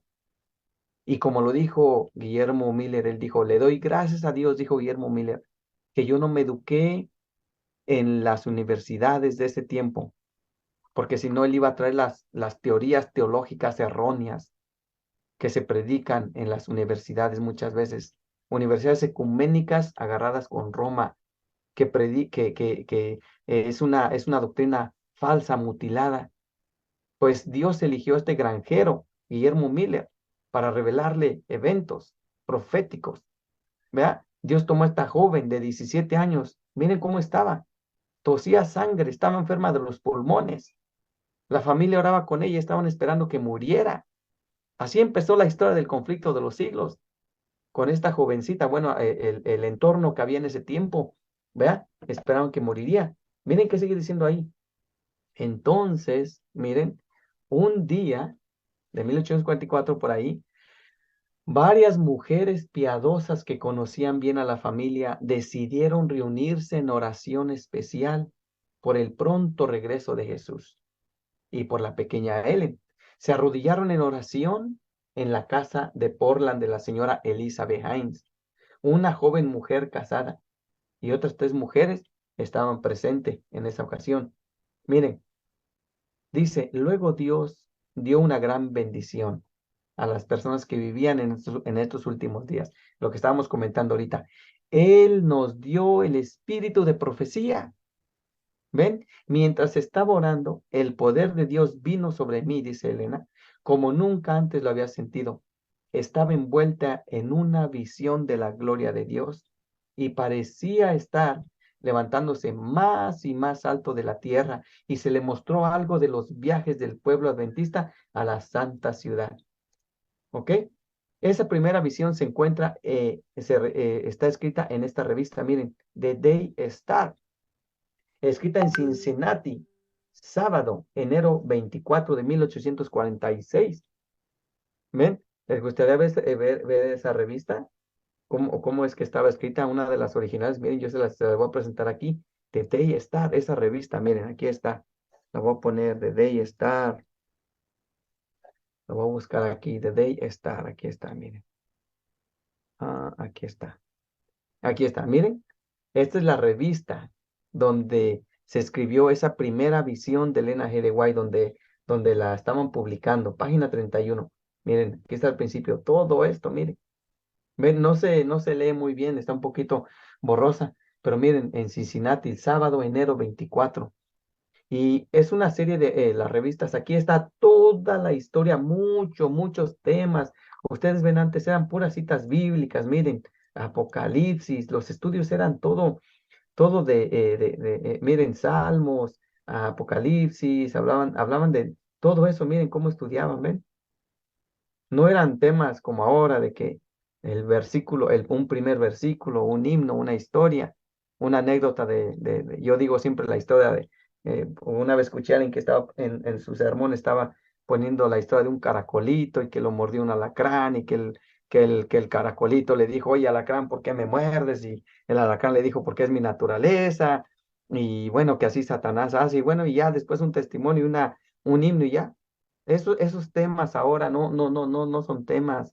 Las predicaciones como antes, miren, eran puros estudios, miren cómo eran los estudios, bastante, miren, citas por donde sea, miren, Marcos, Jeremías, Isaías, ¿ven? Así mandaban las revistas en aquel tiempo, miren, no tenía imágenes como ahora, era puros estudios, miren, Cincinnati, miren, enero de 1846, 24, miren, la segunda venida, ven, empieza a decir bajo la solemne, bajo mi solemne deber, yo presento esta breve y posible, bueno, y empezaba a dar el estudio ahí, miren, la iglesia laodicense, empezaba a hablar ahí, miren, ven, los temas del tiempo del fin. Aquí lo presentaban los hermanos, todos mandaban estas revistas, la de Day está, ven las reuniones, miren temas del anticristo, se hablaba del anticristo, esta es nuestra historia, ven el reino, todo ahí, miren, ven, eh, hablaba aquí, miren, y entonces aquí en la página 31 mandó una carta, miren, donde decía, querido hermano Jacobs, ¿ven? Y ahí empieza a decir, a hablarles acerca de, quiero escribirle algunas palabras del anticristo, el tiempo que habló, o sea, en Primera de Juan 18-19, y explicaban, y hablaban, miren, de los 144,000, ven, los 144,000. Quiero hacer una mención aquí, ustedes ven aquí que dice los 144,000 en número, es lo que les digo que en el libro Primeros Escritos está cambiado, miren. Temas que después vamos a hablar, que en este libro, los libros que ahora están sacando, dice los 144,000 para ponerlos simbólicamente. Las revistas en el original, miren como decía, 144,000 en número, no es el tema, pero después vamos a hablar que ellos lo presentaban así, miren, los 144,000 en número, ¿ok? Nada más que ahorita hay un problema en la organización. Si hay como 20 millones de adventistas y tú empiezas a predicar que 144,000 son literal, automáticamente ¿dónde van a quedar cerca de 18 millones de adventistas? Si solo van a ser 144,000, un ejemplo. Pero debemos de entender que los 144,000 son personas que de verdad, puras. El pueblo de Dios al final va a ser algo tremendo cuando empiece lo del fuerte pregón, pero ese es otro tema. Bueno, aquí está, miren, como Dios me ha mostrado en una visión santa, ¿verdad? El camino del pueblo de Dios a la santa ciudad, ¿verdad? Entonces, vamos a ver esa primera visión, porque les voy a decir algo bien interesante sobre esta visión que pasó en esa fecha. ¿Ven? Miren, está este libro. Primeros escritos, lo tengo en esta versión, lo tengo en inglés y lo tengo en la computadora, ¿verdad? Pero miren qué es lo que dice el testimonio de Elena G. de White. Dice aquí, bueno, quiero decirles que ella nació en Gorham, ¿ok? En Maine, el 26 de noviembre de 1827. Dice, en 1842, vean, concurría asiduamente a las reuniones adventistas celebradas en Portland. Ella empezaba a ir y creí sinceramente que el Señor iba a venir. Ella igualmente, ven, saben, pasó por el chasco, ¿no? Dice, tenía hambre y sed de una salvación completa, de estar en absoluta conformidad con la voluntad de Dios. ¿Será que hoy en este tiempo estamos viendo así también nosotros? ¿Será que también nosotros tenemos esa hambre, esa sed de salvación completa, de estar en conformidad con la voluntad de Dios? Miren, día y noche luchaba por obtener ese tesoro inestimable que no podía compararse con todas las riquezas de la tierra. ¿Ven? Dice aquí, mientras estaba postrada delante de Dios para pedirle esa bendición, se me presentó el deber de ir a orar en una reunión pública de oración. Nunca había orado en alta voz en reunión alguna y rehuía este deber, pues temía que si intentaba orar me llenaría de confusión. Miren cómo estaba ella en ese tiempo.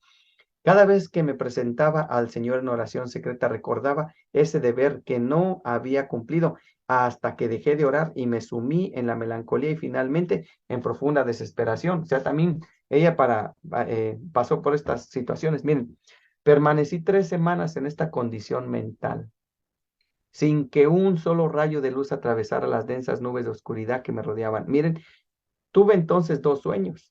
El ángel de White tuvo dos sueños cuando Dios la estaba llamando, ¿verdad? ¿Sabían ustedes que antes de ella Dios llamó a otros hombres? Llamó a un morenito que se llamó, si no me equivoco, Floyd, de apellido Floyd, era un morenito que le dio los mismos sueños, pero él rechazó, él dijo, no, yo no quiero hacer eso. Entonces Dios vio en Elena G. de White y le dio estos sueños también. Después este hombre Floyd, cuando fue a una reunión donde Elena G. de White estaba contando justamente esto, él dijo, oye, pero si esos sueños los tuve yo, y se sintió mal, porque él dijo, oh, Dios me ha quitado y ha puesto a alguien más para hacer la obra, así que debemos nosotros de hacer nuestra obra también. Miren, dice aquí, dos sueños que le comunicaron un débil rayo de luz de esperanza. Después de esto consultó con su consagrada madre. Ella le explicó dice, ella me explicó que yo no estaba perdida y me aconsejó que fuese a ver al hermano Stockman, quien predicaba entonces en los adventistas de Portland. Yo tenía mucha confianza, pues era un devoto y muy querido siervo de Dios. Sus palabras me alentaron y me dieron esperanza. Regresé a casa, miren, y volví a orar al Señor, a quien le prometí que haría y sufriría cualquier cosa con tal de que el Señor Jesús me sonriese. Se me presentó el mismo deber. Iba a realizarse en esa noche una reunión de oración y asistí a ella. Miren, cuando otras personas se arrodillaron para orar, me postré con ellas temblando y después de dos o tres que hubieron orado, abrí la boca en oración antes que me diera cuenta de ello y las promesas de Dios me parecieron otras tantas perlas preciosas que se recibían con solo pedirlas. Mientras oraba, miren, me abandonaron la carga y la agonía que durante tanto tiempo me había oprimido y la bendición de Dios descendió sobre mí como suave rocío. Di gloria a Dios por lo que sentía, pero deseaba más. Solo la plenitud de Dios podía satisfacerme. Llenaba mi alma con un amor inefable hacia el Señor Jesús. Sobre mí pasaba una ola de gloria tras otra hasta que mi cuerpo quedó rígido. Perdí de vista todo lo que no fuese el Señor Jesús y su gloria. Y nada sabía de cuánto sucedía en derredor mío. Permanecí mucho tiempo en tal condición física y mental, y cuando me percaté de lo que me rodeaba, todo me pareció cambiado. Miren, todo tenía aspecto glorioso y nuevo, como si sonriese y alabase a Dios. Estaba yo entonces, dice, dispuesta a confesar en todas partes al Señor Jesús. En el transcurso de 6 meses, ni una sola nube oscureció mi ánimo. Mi alma bebía diariamente abundantes raudales de salvación. ¿Ven? Miren, dice aquí, pensando que quienes amaban al Señor Jesús debían amar su venida, fui a la reunión de clases en la iglesia metodista y conté lo que Jesús había hecho por mí y cuánta satisfacción experimentaba al creer que el Señor venía. ¿Ven? El director me interrumpió diciendo gracias al metodismo, pero yo no podía dar gloria al metodismo cuando lo que me había libertado era Cristo y la esperanza de su pronta venida. Bueno, aquí ya hablando su experiencia de cuando ella salió de los metodistas, ¿verdad? Cuando estaba estudiando y viendo que no era así. Bueno, miren, desde aquel momento hasta diciembre del 1844, mis gozos y pruebas y chascos fueron similares a los de mis apreciados amigos adventistas que me rodeaban. En aquel tiempo visité a una de nuestras hermanas adventistas y por la mañana nos arrodillamos para el culto de la familia. Y miren, aquí es donde va a empezar la historia del gran conflicto de los siglos. Si ustedes piensan que el libro Conflicto de los Siglos, como lo conocemos ahora, ese es el conflicto de los siglos, así no empezó. El conflicto de los siglos empezó con esta primera visión y después se fue expandiendo. Y vamos a ver después cómo es de que este conflicto de los siglos en 1884 tuvo un cambio, en 1888 tuvo otro cambio, en 1911 tuvo otro cambio, en 1925 tuvo otro cambio. Y hay cambios y cambios del conflicto de los siglos.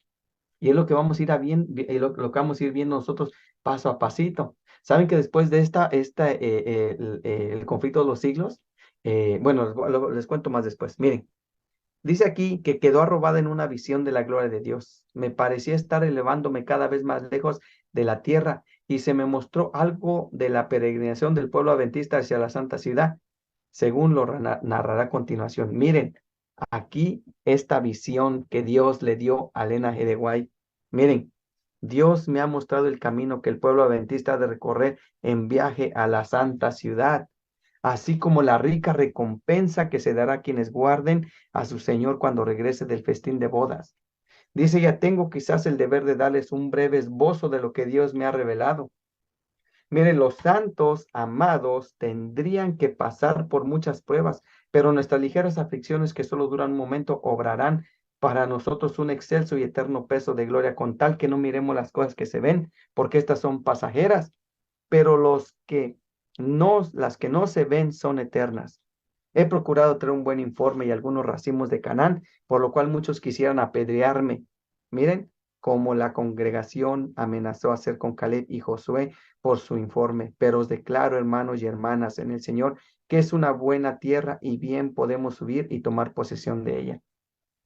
Miren, mientras estaba orando ante el altar de la familia, el Espíritu Santo descendió sobre mí y me pareció que me elevaba más y más, muy por encima del tenebroso mundo.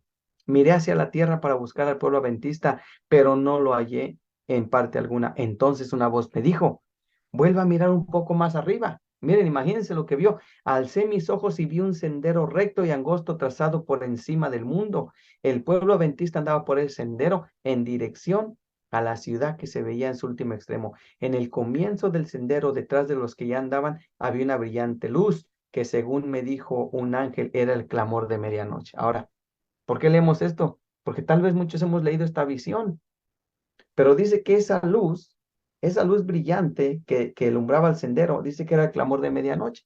Ahora te pregunto, ¿qué es el clamor de medianoche? Debemos de entender cuál era ese clamor de medianoche, esa luz que alumbraba al pueblo adventista, al pueblo de Dios, ¿verdad? Dice aquí, según me dijo, dice aquí, esta luz brillaba a todo lo largo del sendero y alumbraba los pies de los caminantes para que no tropezaran. Delante de ellos, miren, iba Jesús guiándolos hacia la ciudad, y si no apartaban los ojos de él, iban seguros.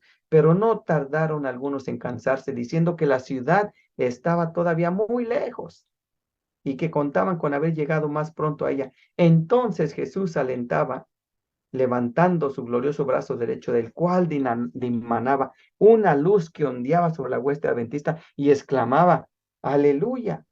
Otros negaron temerariamente la luz que brillaba tras ellos, diciendo que no era Dios quien los había guiado hasta ahí. Pero entonces se extinguió para ellos la luz que estaba detrás, y dejó sus pies en tinieblas, de modo que tropezaron, y perdiendo de vista al blanco y a Jesús, cayeron fuera del sendero abajo. O sea que miren, este clamor de medianoche, el que pierda la vista del clamor de medianoche, dice que va a quedar en tinieblas y va a caer bajo sendero, ¿ok? En uno de estos videos vamos a explicar lo de el clamor de medianoche, que es: pronto oímos la voz de Dios semejante al ruido de muchas aguas, que nos anunció el día y la hora de la venida de Jesús. ¿Se dan cuenta que lo leímos nosotros en el conflicto de los siglos? Que dice que se anunció el día, la hora de la venida de Jesús. Miren, los 144,000 santos vivientes reconocieron y entendieron la voz, pero los malvados se figuraron que era fragor de truenos y de terremotos.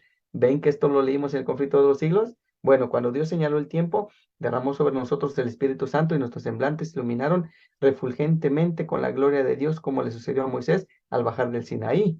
Ahora miren, los 144,000 estaban todos sellados y perfectamente unidos. En sus frentes llevaban escritas estas palabras: Dios, Nueva Jerusalén, y además una brillante estrella con el nuevo nombre de Jesús.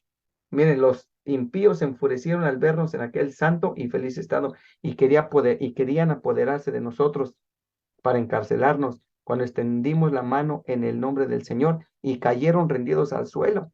Entonces conoció la sinagoga Satanás que Dios no nos había amado a nosotros, que podíamos lavarnos los pies unos a otros y saludarnos fraternalmente con ósculo santo, y ellos adoraron a nuestras plantas. Vayan viendo qué es lo que está narrando aquí. Pronto se volvieron nuestros ojos hacia el oriente, donde había aparecido una nubecilla negra del tamaño de la mitad de la mano de un hombre, que era, según todos comprendimos, la señal del Hijo de Dios. En solemne silencio contemplábamos cómo iba acercándose la nubecilla, volviéndose cada vez más esplendorosa, hasta que se convirtió en una gran nube blanca, cuya parte inferior parecía fuego. Sobre la nube, dice, sobre la nube lucía el arco iris, y en torno de ella aleteaban 10,000 ángeles cantando un hermosísimo himno. En la nube estaba sentado el Hijo del Hombre, sus cabellos blancos y rizados le caían sobre los hombros, y llevaba muchas coronas en la cabeza. Sus pies parecían de fuego. En la mano derecha tenía una hoz aguda y en la izquierda llevaba una trompeta de plata. Dice aquí, sus ojos eran como llama de fuego y escudriñaba de par en par a sus hijos. Palidecieron entonces todos los semblantes y se tornaron negros los de aquellos a quienes Dios había rechazado. Todos nosotros exclamamos, ¿quién podrá permanecer? ¿Está mi vestidura sin manchas? Después cesaron de cantar los ángeles y por un rato quedó todo en pavoroso silencio cuando Jesús dijo, quienes tengan las manos limpias y puro el corazón podrán subsistir, bastaos mi gracia. Y bueno, prácticamente habla de lo que leímos en el conflicto de los siglos, pero después me brinco de la primera visión, pueden leerla hasta aquí en primeros escritos en español, ¿verdad? Página 17. Dice aquí que había ángeles en todo nuestro alrededor mientras íbamos por el mar de vidrio hacia la puerta de la ciudad. Jesús levantó su brazo potente y glorioso y posándolo en la perlina puerta la hizo girar sobre sus relucientes goznes y nos dijo, en mi sangre lavasteis vuestras ropas y estuvisteis firmes en mi verdad, entrad. Todos entramos con el sentimiento de que teníamos perfecto derecho a estar en la ciudad. Miren qué es lo que vieron. Allí vimos el árbol de la vida y el trono de Dios, del que fluía un río de agua pura, y en cada lado del río estaba el árbol de la vida. Ven, bien, o sea, habla del árbol de la vida. Más abajo en el párrafo dice, todos nos ubicamos bajo el árbol y nos sentamos para contemplar la gloria de aquel paraje, ¿ok? Y habla ahí. Después dice ahí, con Jesús frente, descendimos todos de la ciudad a la tierra.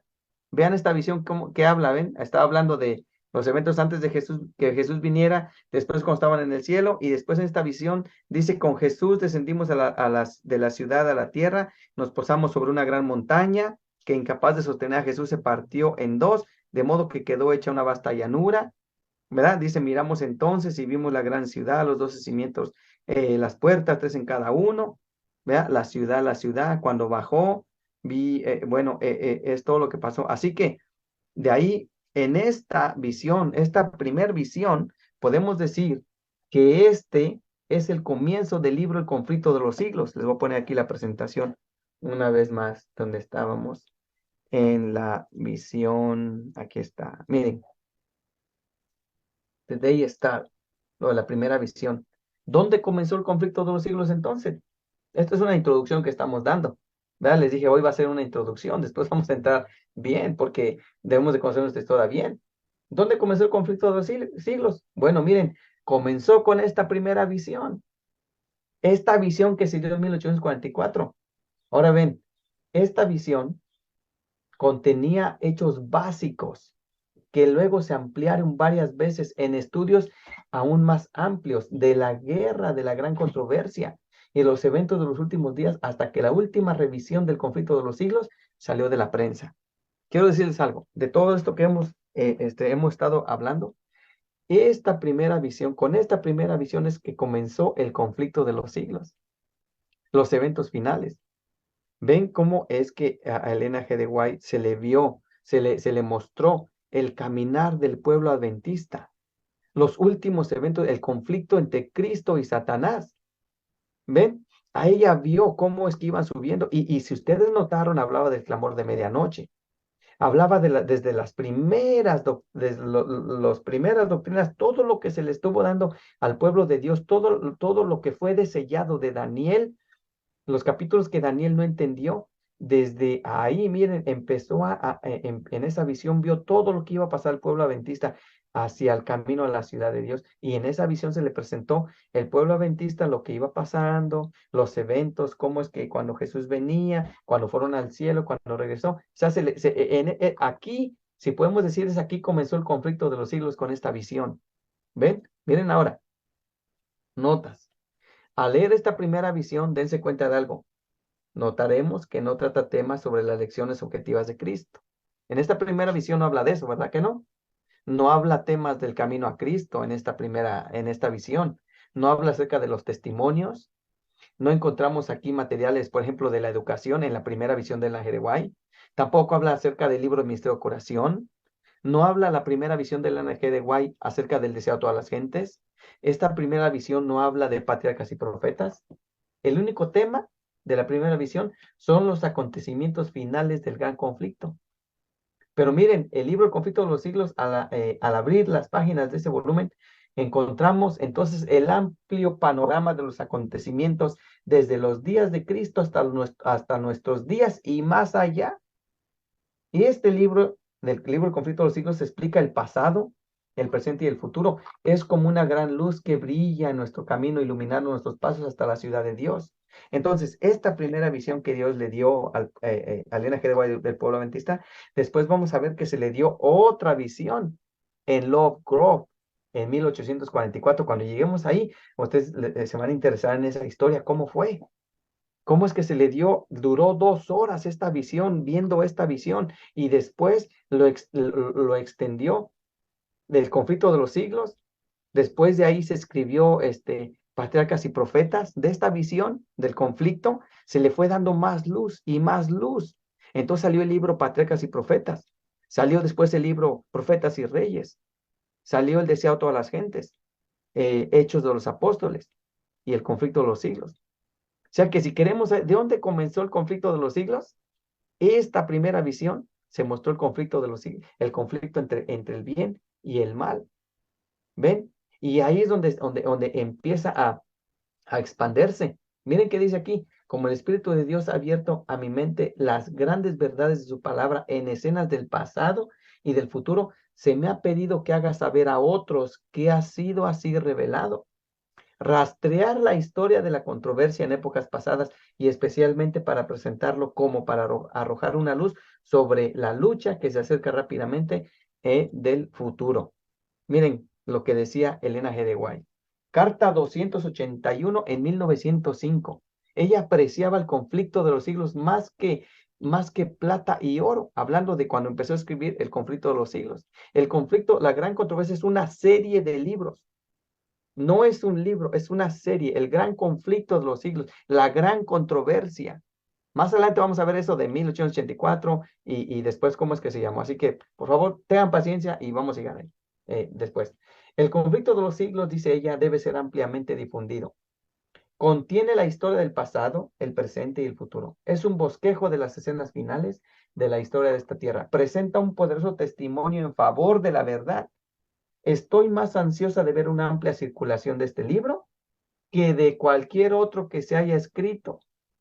¿Ven? Porque en el conflicto de los siglos está el último mensaje de amonestación al mundo y es dado en forma más distinta que en cualquier otro de mis libros. ¿Ven? Esa es la carta 281 de 1905 y también las tengo ahí, se las puedo presentar así en el original. Pero miren qué dice aquí.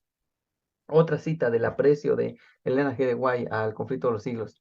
En este libro se encuentran los mensajes más cruciales que necesitan las personas que viven en los últimos días. Es de suma importancia que lo compartamos tan ampliamente como sea posible, este libro del conflicto de los siglos. Miren aquí, hay una prioridad al conflicto de los siglos. El Señor ha tenido grandiosos y magníficos propósitos para su pueblo, pero ellos lo han contrariado. Miren qué dice este libro de Ministerio de Publicaciones. Y les voy a decir algo, muchachos, hermanos, amigos. Debemos de tener cuidado con los libros, las traducciones que tenemos. Y les digo, es triste saber que libros, ¿verdad? Que supuestamente están mutilados, como este libro, Ministerio de Publicaciones. Miren, dice, el Señor ha tenido grandiosos y magníficos propósitos para su pueblo, pero ellos lo han contrariado. Dice solamente así. En paréntesis le puse obrando en contra de él. Miren, en cuanto salió de las prensas, el conflicto de los siglos debió haberse promovido por encima de cualquier otro libro. Se me mostró esto. Si hubiera circulado en lugar de permanecer en los estantes inactivo, eso lo dice en el original, no lo dicen en el libro de español. Dice, se habría establecido un orden de cosas diferente entre nuestros obreros. Las impresiones producidas habrían producido cambios definidos. Este libro, Ministerio de Publicaciones, dice lo que les acabo de leer, ¿verdad? Ahorita van a ver. Miren qué dice aquí. Les leo la segunda parte. Pero en lugar de eso, no se hizo circular el libro. Y aquí la segunda pregunta, ¿por qué creen? ¿Por qué creen que ese libro tan importante no se hizo circular? ¿Quién estaba detrás de todo eso? Bueno, primeramente sabemos que es Satanás.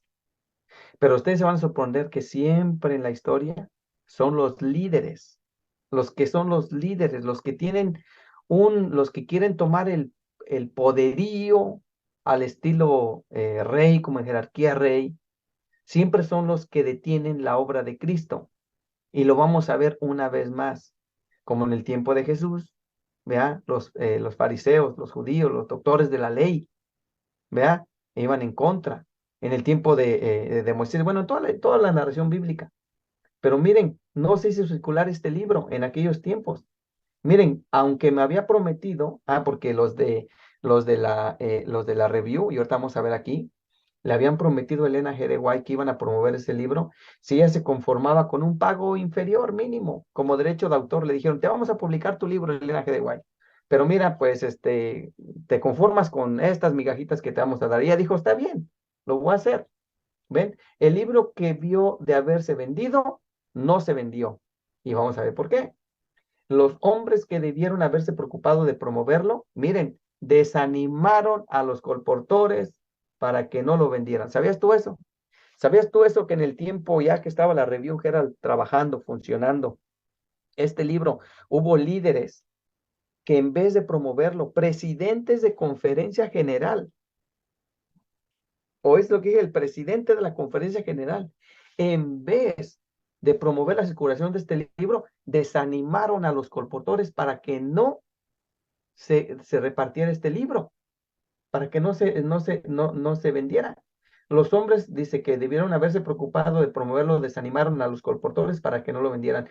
Todo lo que dije fue como agua que se disipaba al caer sobre una roca. Y miren, el Señor dijo, juzgaré por esta obra falsa y sin honradez. Ministerio de Publicaciones es lo que dice ahí. Pero ¿qué es lo que omitieron los editores de ese libro de Ministerio de Publicaciones? Miren, en 1888 apareció esta importante obra. Esto es lo que no pusieron ellos antes de la cita que yo les puse. Miren, voy a regresar aquí, nada más, para que ustedes vean esta cita. Aquí, miren, ustedes ven. Aquí. Ellos empezaron a escribir en Ministerio de Publicaciones en español. El Señor ha tenido grandiosos y magníficos propósitos para su pueblo. Ahí empezaron escribiendo ellos. Pero ellos omitieron lo que decía antes. ¿Por qué no lo escriben en español? No está en español y en inglés también está omitido. Si ustedes buscan estos libros en inglés y español, no dice lo que les voy a leer ahora, que está en el original. Miren qué es lo que dice aquí el Ministerio de Publicaciones. En 1888 apareció esta importante obra. Esto no lo dice, pero ciertos dirigentes de publicaciones, en lugar de promoverlo, empujaron a la venta de otro libro que se llamó Bible Writings, las hermosas enseñanzas de la Biblia, con lo cual se descuidó por varios años la promoción precisamente del libro que el público necesitaba. O sea que si hubo un retraso en que la gente supiera de los eventos finales, fue en ese tiempo donde estos líderes, ¿verdad? Dijeron, no vamos a promover el libro El conflicto de los siglos, mejor vamos a mandar las hermosas enseñanzas de la Biblia. Y eso está en la historia. Miren, entonces aquí dice lo que omitieron del libro Ministerio de Publicaciones. Dice, pero en lugar de eso, no se hizo circular el libro, aunque me habían prometido promoverlos si me conformaba con un pago inferior, ¿verdad? Como derecho de autor. El libro que debió haberse vendido no se vendió y los hombres que debieron haberse preocupado de promoverlo desanimaron a los obreros para que no lo vendieran. Todo lo que dije fue como agua que se disipaba al caer sobre una roca, pero miren, el Señor dijo, juzgaré por esta obra falsa y sin honradez. Hubo líderes que en vez de apoyar el conflicto de los siglos, vea, desanimaron a que no se vendiera. Por eso es de que nosotros tenemos que saber por qué ahorita nosotros vemos que en la organización hay muchos libros pues, según el conflicto de los siglos, ya no completos, ya le mutilaron pedazos, que ya mandan tipos de libros diferentes. Como les digo, hay muchas versiones. Yo tengo varias versiones del conflicto de los siglos, como este también. ¿Ven? Tengo libros de School of Profecía donde yo les he enseñado, ¿me entienden? Que vienen pues imágenes que no vienen al caso, ya no es como antes. Por eso les enseñé las revistas, ¿ven? Las revistas de antes. cómo venían ahora los libros son diferentes. Miren, ven, pues sí está el libro, tengo este libro aquí, miren, el deseado de todas las gentes. En esta versión, miren cómo vienen ahora estos libros, miren qué cosas vienen aquí, miren, ven, miren, sellos católicos, romanos, miren, ven, el deseado de todas las gentes. ¿Qué hace el logo romano? Digo, aquí vea, miren, estos libros, el deseo de todas las gentes, estas versiones ya vienen mutilados, vienen con diferentes, y más adelante vamos a ver ciertas cosas que vienen aquí. Ahora ya le empezamos a poner imágenes, ya es más que nada es como un negocio. Miren, ven, al final te anuncian que compra más libros, que compra estos libros sin saber de qué, o sea, qué libros son, ven. ¿Verdad? Pero miren, miren ahora qué trae ¿cómo se llama el Cristo del Corcovado, el de Río de Janeiro? Miren lo que ponen ahí, o sea que ya los libros ahora están así más diferentes. ¿Ve por qué? Los líderes, ¿por qué permiten supuestamente eso? Miren qué dice aquí. ¿Saben quién estuvo atrás de eso? Satanás retrasó la publicación. ¿Quién fue? Satanás retrasó la publicación. Miren, dice aquí. Ahora lamento no haber hecho la obra que debía haber efectuado cuando E y H ocupaban cargos de responsabilidad. Ahora aquí vamos a hacer un alto. ¿Por qué estos libros dicen que E y H? Dime tú quién es E y H. Tú ves todos los libros del Espíritu de Profecía y ahora vienen así. E y H. ¿Qué ocultan? ¿Qué hay detrás de eso? Mira, tú tomas tu libro, vean mis publicaciones, tú lees, ahora lamento no haber hecho la obra que debí haber efectuado cuando E y H. ¿Quién será E y H? Me pregunté yo. Nunca lo vamos a ver porque no lo tienen en español. Tienes que ir al inglés a ver cómo está. Pero ¿saben qué? Que me fui al inglés. Tendrán que dar cuenta a Dios por lo que hicieron. Es tremendo esto. Los que pusieron trabas a la obra de este libro, el conflicto de los siglos, dice, van a tener que darle cuenta a Dios por lo que hicieron. ¿Quién era el liderazgo en ese tiempo? ¿Quién estaba liderando en el tiempo que Ellen G. de Guay escribió eso? Miren, en 1888, el presidente de la Conferencia General se llamó Ole Andrés Olsen, ¿ok? Que nació en octubre 17 de 1845 a febrero 19 de 1915. ¿Quién fue este Andrés Olsen? Bueno, miren, les voy a decir quién eran los líderes de ese tiempo. En ese tiempo era presidente de la Conferencia General, que fue presidente de 1888 a 1897. Este hombre era estadounidense, nacido en Noruega, nació julio 28 de 1845, ¿vea? En 1850, de este hombre, vea, sus padres emigraron junto con su familia, o sea, se vinieron para Estados Unidos y llegó a Wisconsin. Un poquito el trasfondo de este presidente de ese tiempo, vea, buscando libertad de religión, ellos venían de allá. Sirvió como ministro y administrador por 44 años en el adventismo, ¿ya? Sus padres eran luteranos, o sea que él era luterano y creo tener, creo tener aquí su historia. Déjenme ver aquí si lo tengo de él, déjenme ver aquí, carta a Oser. Oh, sí, porque Elena G. de Guay le escribió a él. Ve, le escribió a él, la tengo aquí, pero bueno, luego se las voy a presentar esta carta. Miren, ese era el presidente, ¿vea?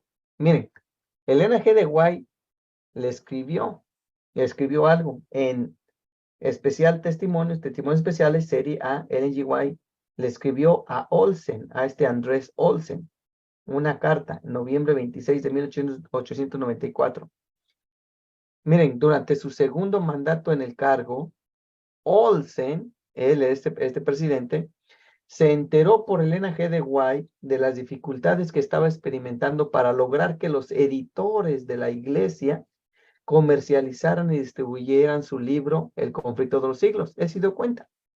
El asunto iba a constituir una gran perplejidad de su presidencia.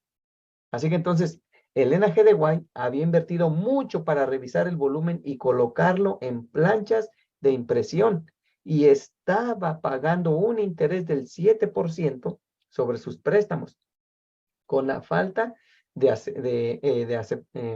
la falta de aceptación del libro y una reducción en la tasa de sus regalías impuesta por la editorial. O sea, le ofrecieron muy poquito, ¿no?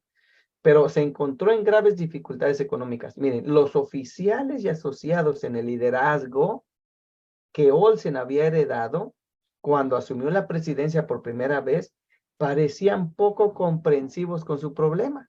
¿Ven? El liderazgo de aquel tiempo, cuando el conflicto de los siglos tenía que circular, dice que ellos parecían poco comprensivos con el problema del linaje de White al querer hacer llegar este libro a mucha gente en aquel tiempo.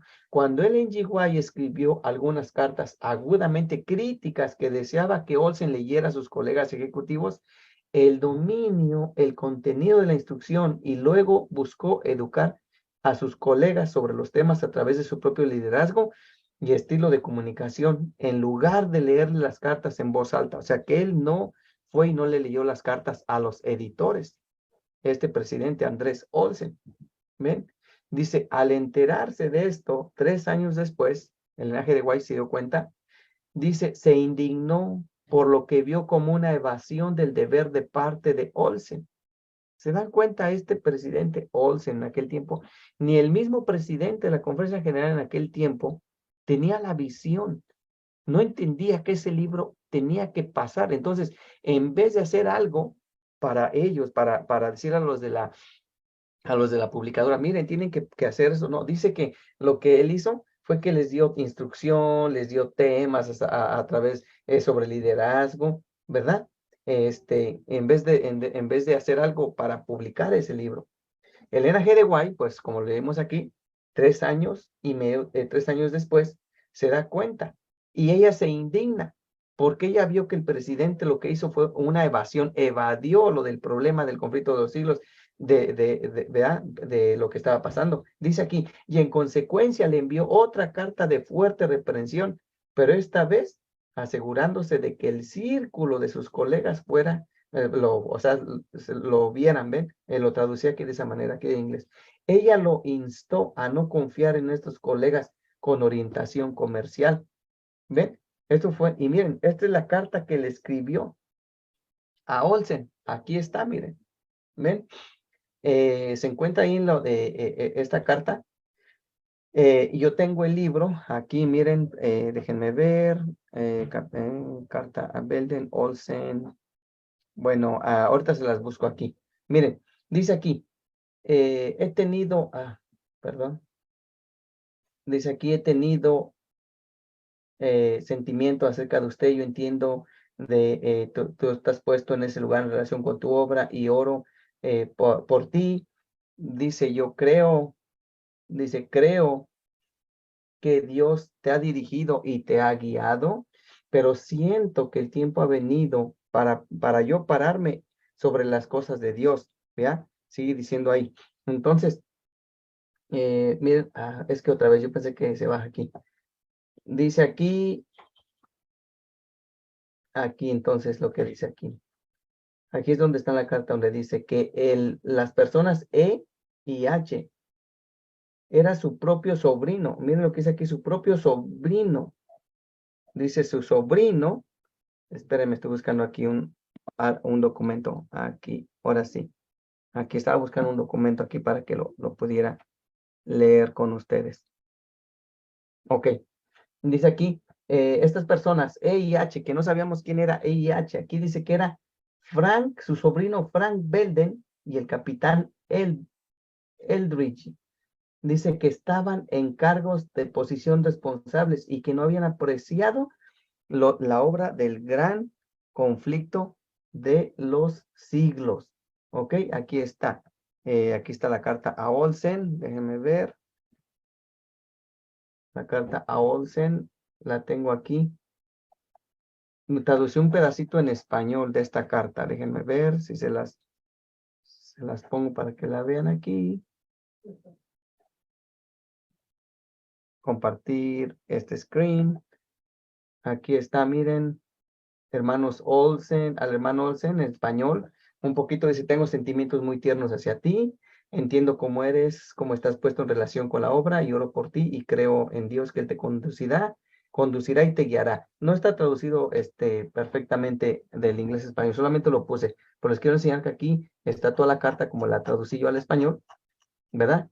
Aquí la tenemos. Bueno, entonces ese era el presidente. En aquel tiempo, él era el presidente de la conferencia general, ¿ok? El presidente de la conferencia general. Ahora bien, ¿quién más? ¿Quién más estaba en ese tiempo? Bueno, en el liderazgo en aquel tiempo estaba Franklin Edson Belden. ¿Quién era Franklin Edson Belden? ¿Ven la diferencia? Cuando nosotros sabemos quién es E y H, vamos a darnos cuenta quiénes eran estos líderes. Y estamos haciendo solamente un resumen de qué es lo que hacían. Miren, Franklin Edson Belden era marzo 21 de 1858 a diciembre 2, ¿ok? De 1945. Él era escritor del himnario Hymns and Tunes. No sé si han escuchado Hymns and Tunes, ¿verdad? El Franklin Edson Belden fue nacido en Battle Creek, Michigan. Lo conocían como el dulce cantante de Israel. Tenía ese de el dulce cantante de Israel.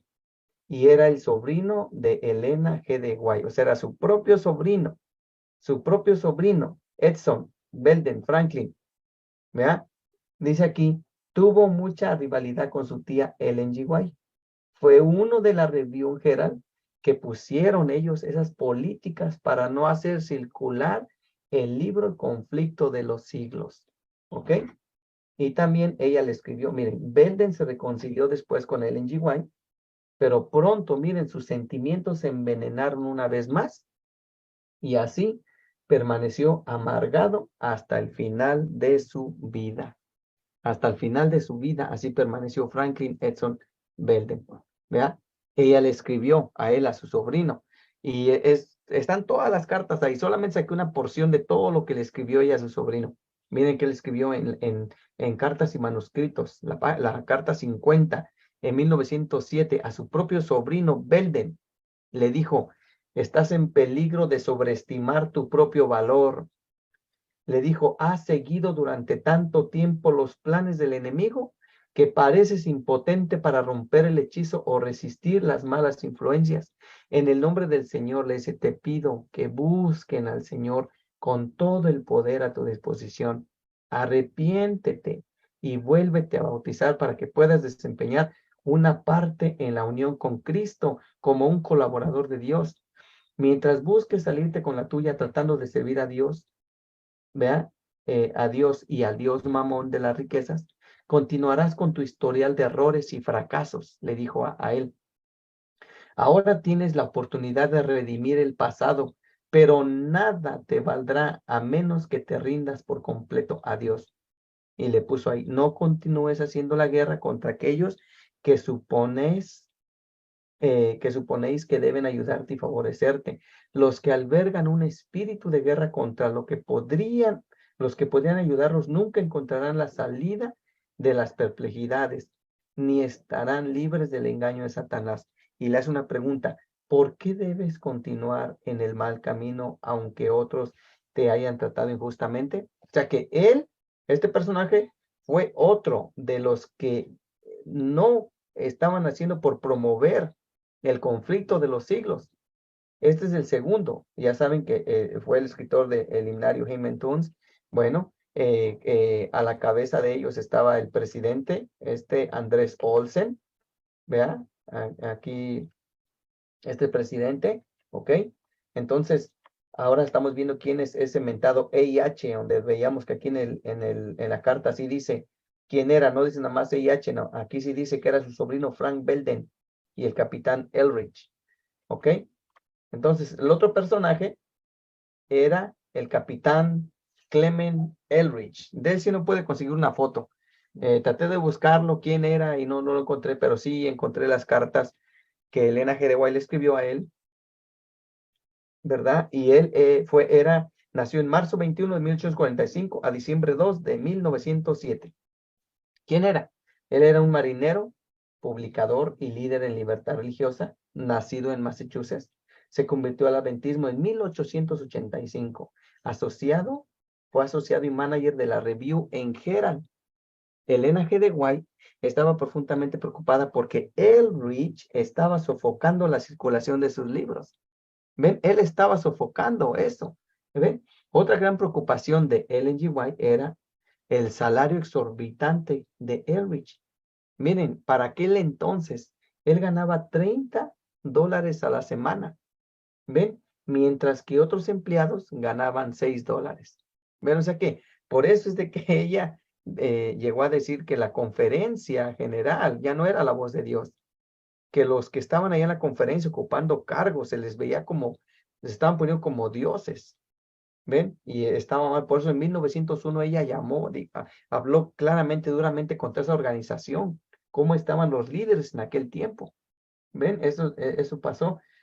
Entonces aquí, bueno, ya vimos, ¿verdad? Que estaba preocupada porque este mentado Clemente Capitán Eldridge, él se cobraba sus $30, mientras que todos los empleados les daba 6.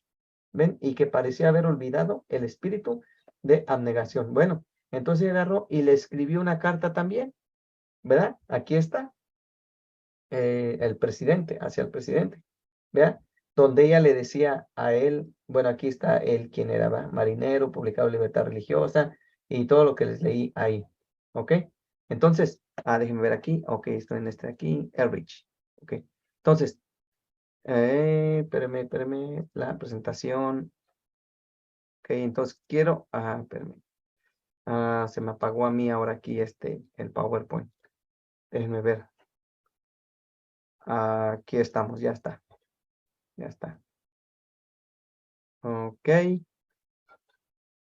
Screen 2. Solamente voy a ir acabando. Vamos a ir acabando con esta parte. Entonces, recordando esto, haciendo un resumen de esto, ¿va? Entonces, vimos que cómo empezó la historia del conflicto de los siglos, ¿verdad? En el entorno que había en aquel tiempo, en la necesidad que había, ¿verdad? Del pueblo adventista, Dios les dio el espíritu de profecía a ellos y ahí es donde fueron bienaventurados porque se les empezó a dar luz sobre las profecías que estaban cerradas de Daniel 7, 8, 9, 10, 11 y 12, ¿verdad? Entonces, con la primera visión del linaje de White, ahí es donde se empezó, ¿verdad? La historia del conflicto de los siglos que después se expandió, ¿ok? Fuimos viendo el entorno y entonces vimos que en 1888 cuando se tenía que publicar este libro, el presidente de la conferencia general, Ole Andrés, no quiso hacer lo de publicar y vender el libro. ¿Ok? Otro personaje fue Franklin Edson Belden, que fue su propio sobrino, y también fue el otro personaje que fue el Clemente Capitán Eldridge. ¿Ok? Así que vamos a parar por aquí. Hasta aquí vamos a dejar esta primera parte de la historia del conflicto de los siglos. Más adelante vamos a empezar a ver cómo es que se empezó a escribir. ¿Por qué? Miren, les voy a adelantar. Si la visión fue en 1884, ¿por qué se empezó a escribir hasta perdón, ¿por qué se empezó a escribir hasta casi los 50? Y vamos a ver por qué es que no se escribió esa visión. Luego, lo vamos a ver con la historia. ¿Por qué es que después cuando Dios estaba preparando a Jaime White para que empezaran a hacer lo de la Review Herald para empezar a publicar el libro? ¿Y cómo es que se empezó a expander? ¿Cómo vino de esa visión del conflicto de los siglos, de la gran controversia, esa primera visión, cómo es que después se expandió y llegó a ser patriarcas y profetas, llegó a ser profetas y reyes, ¿verdad? Hechos de los apóstoles, el deseo de todas las gentes y el conflicto de los siglos. Llegó a ser esa primera visión del conflicto de la gran controversia, llegó a ser estos 5 tomos que se llegó a conocer como el espíritu de profecía. De ahí, antes de eso, hubo libros que se llamaban Spiritual Gifts, y es lo que vamos a ir viendo, y de ahí salieron muchos libros, y vamos a seguir viendo la historia de la gran controversia. Así que vamos a ponernos de rodillas, vamos a orar. Vamos a la oración, oremos. Padre nuestro que estás en el cielo, Señor, santificado sea tu nombre. Gracias te damos en esta mañana porque eres bueno con nosotros. Señor, gracias porque nos permitiste, Señor, arrancar con esta historia, Señor, de la historia del libro del conflicto de los siglos. Gracias porque a través de la historia tú nos haces ver que siempre estás al pendiente de tu pueblo, Señor. Queremos pedirte una bendición por cada uno de nosotros, todos los que estamos en este momento reunidos y en diferentes lugares, que en este momento están adorando tu nombre, Señor. Que tú nos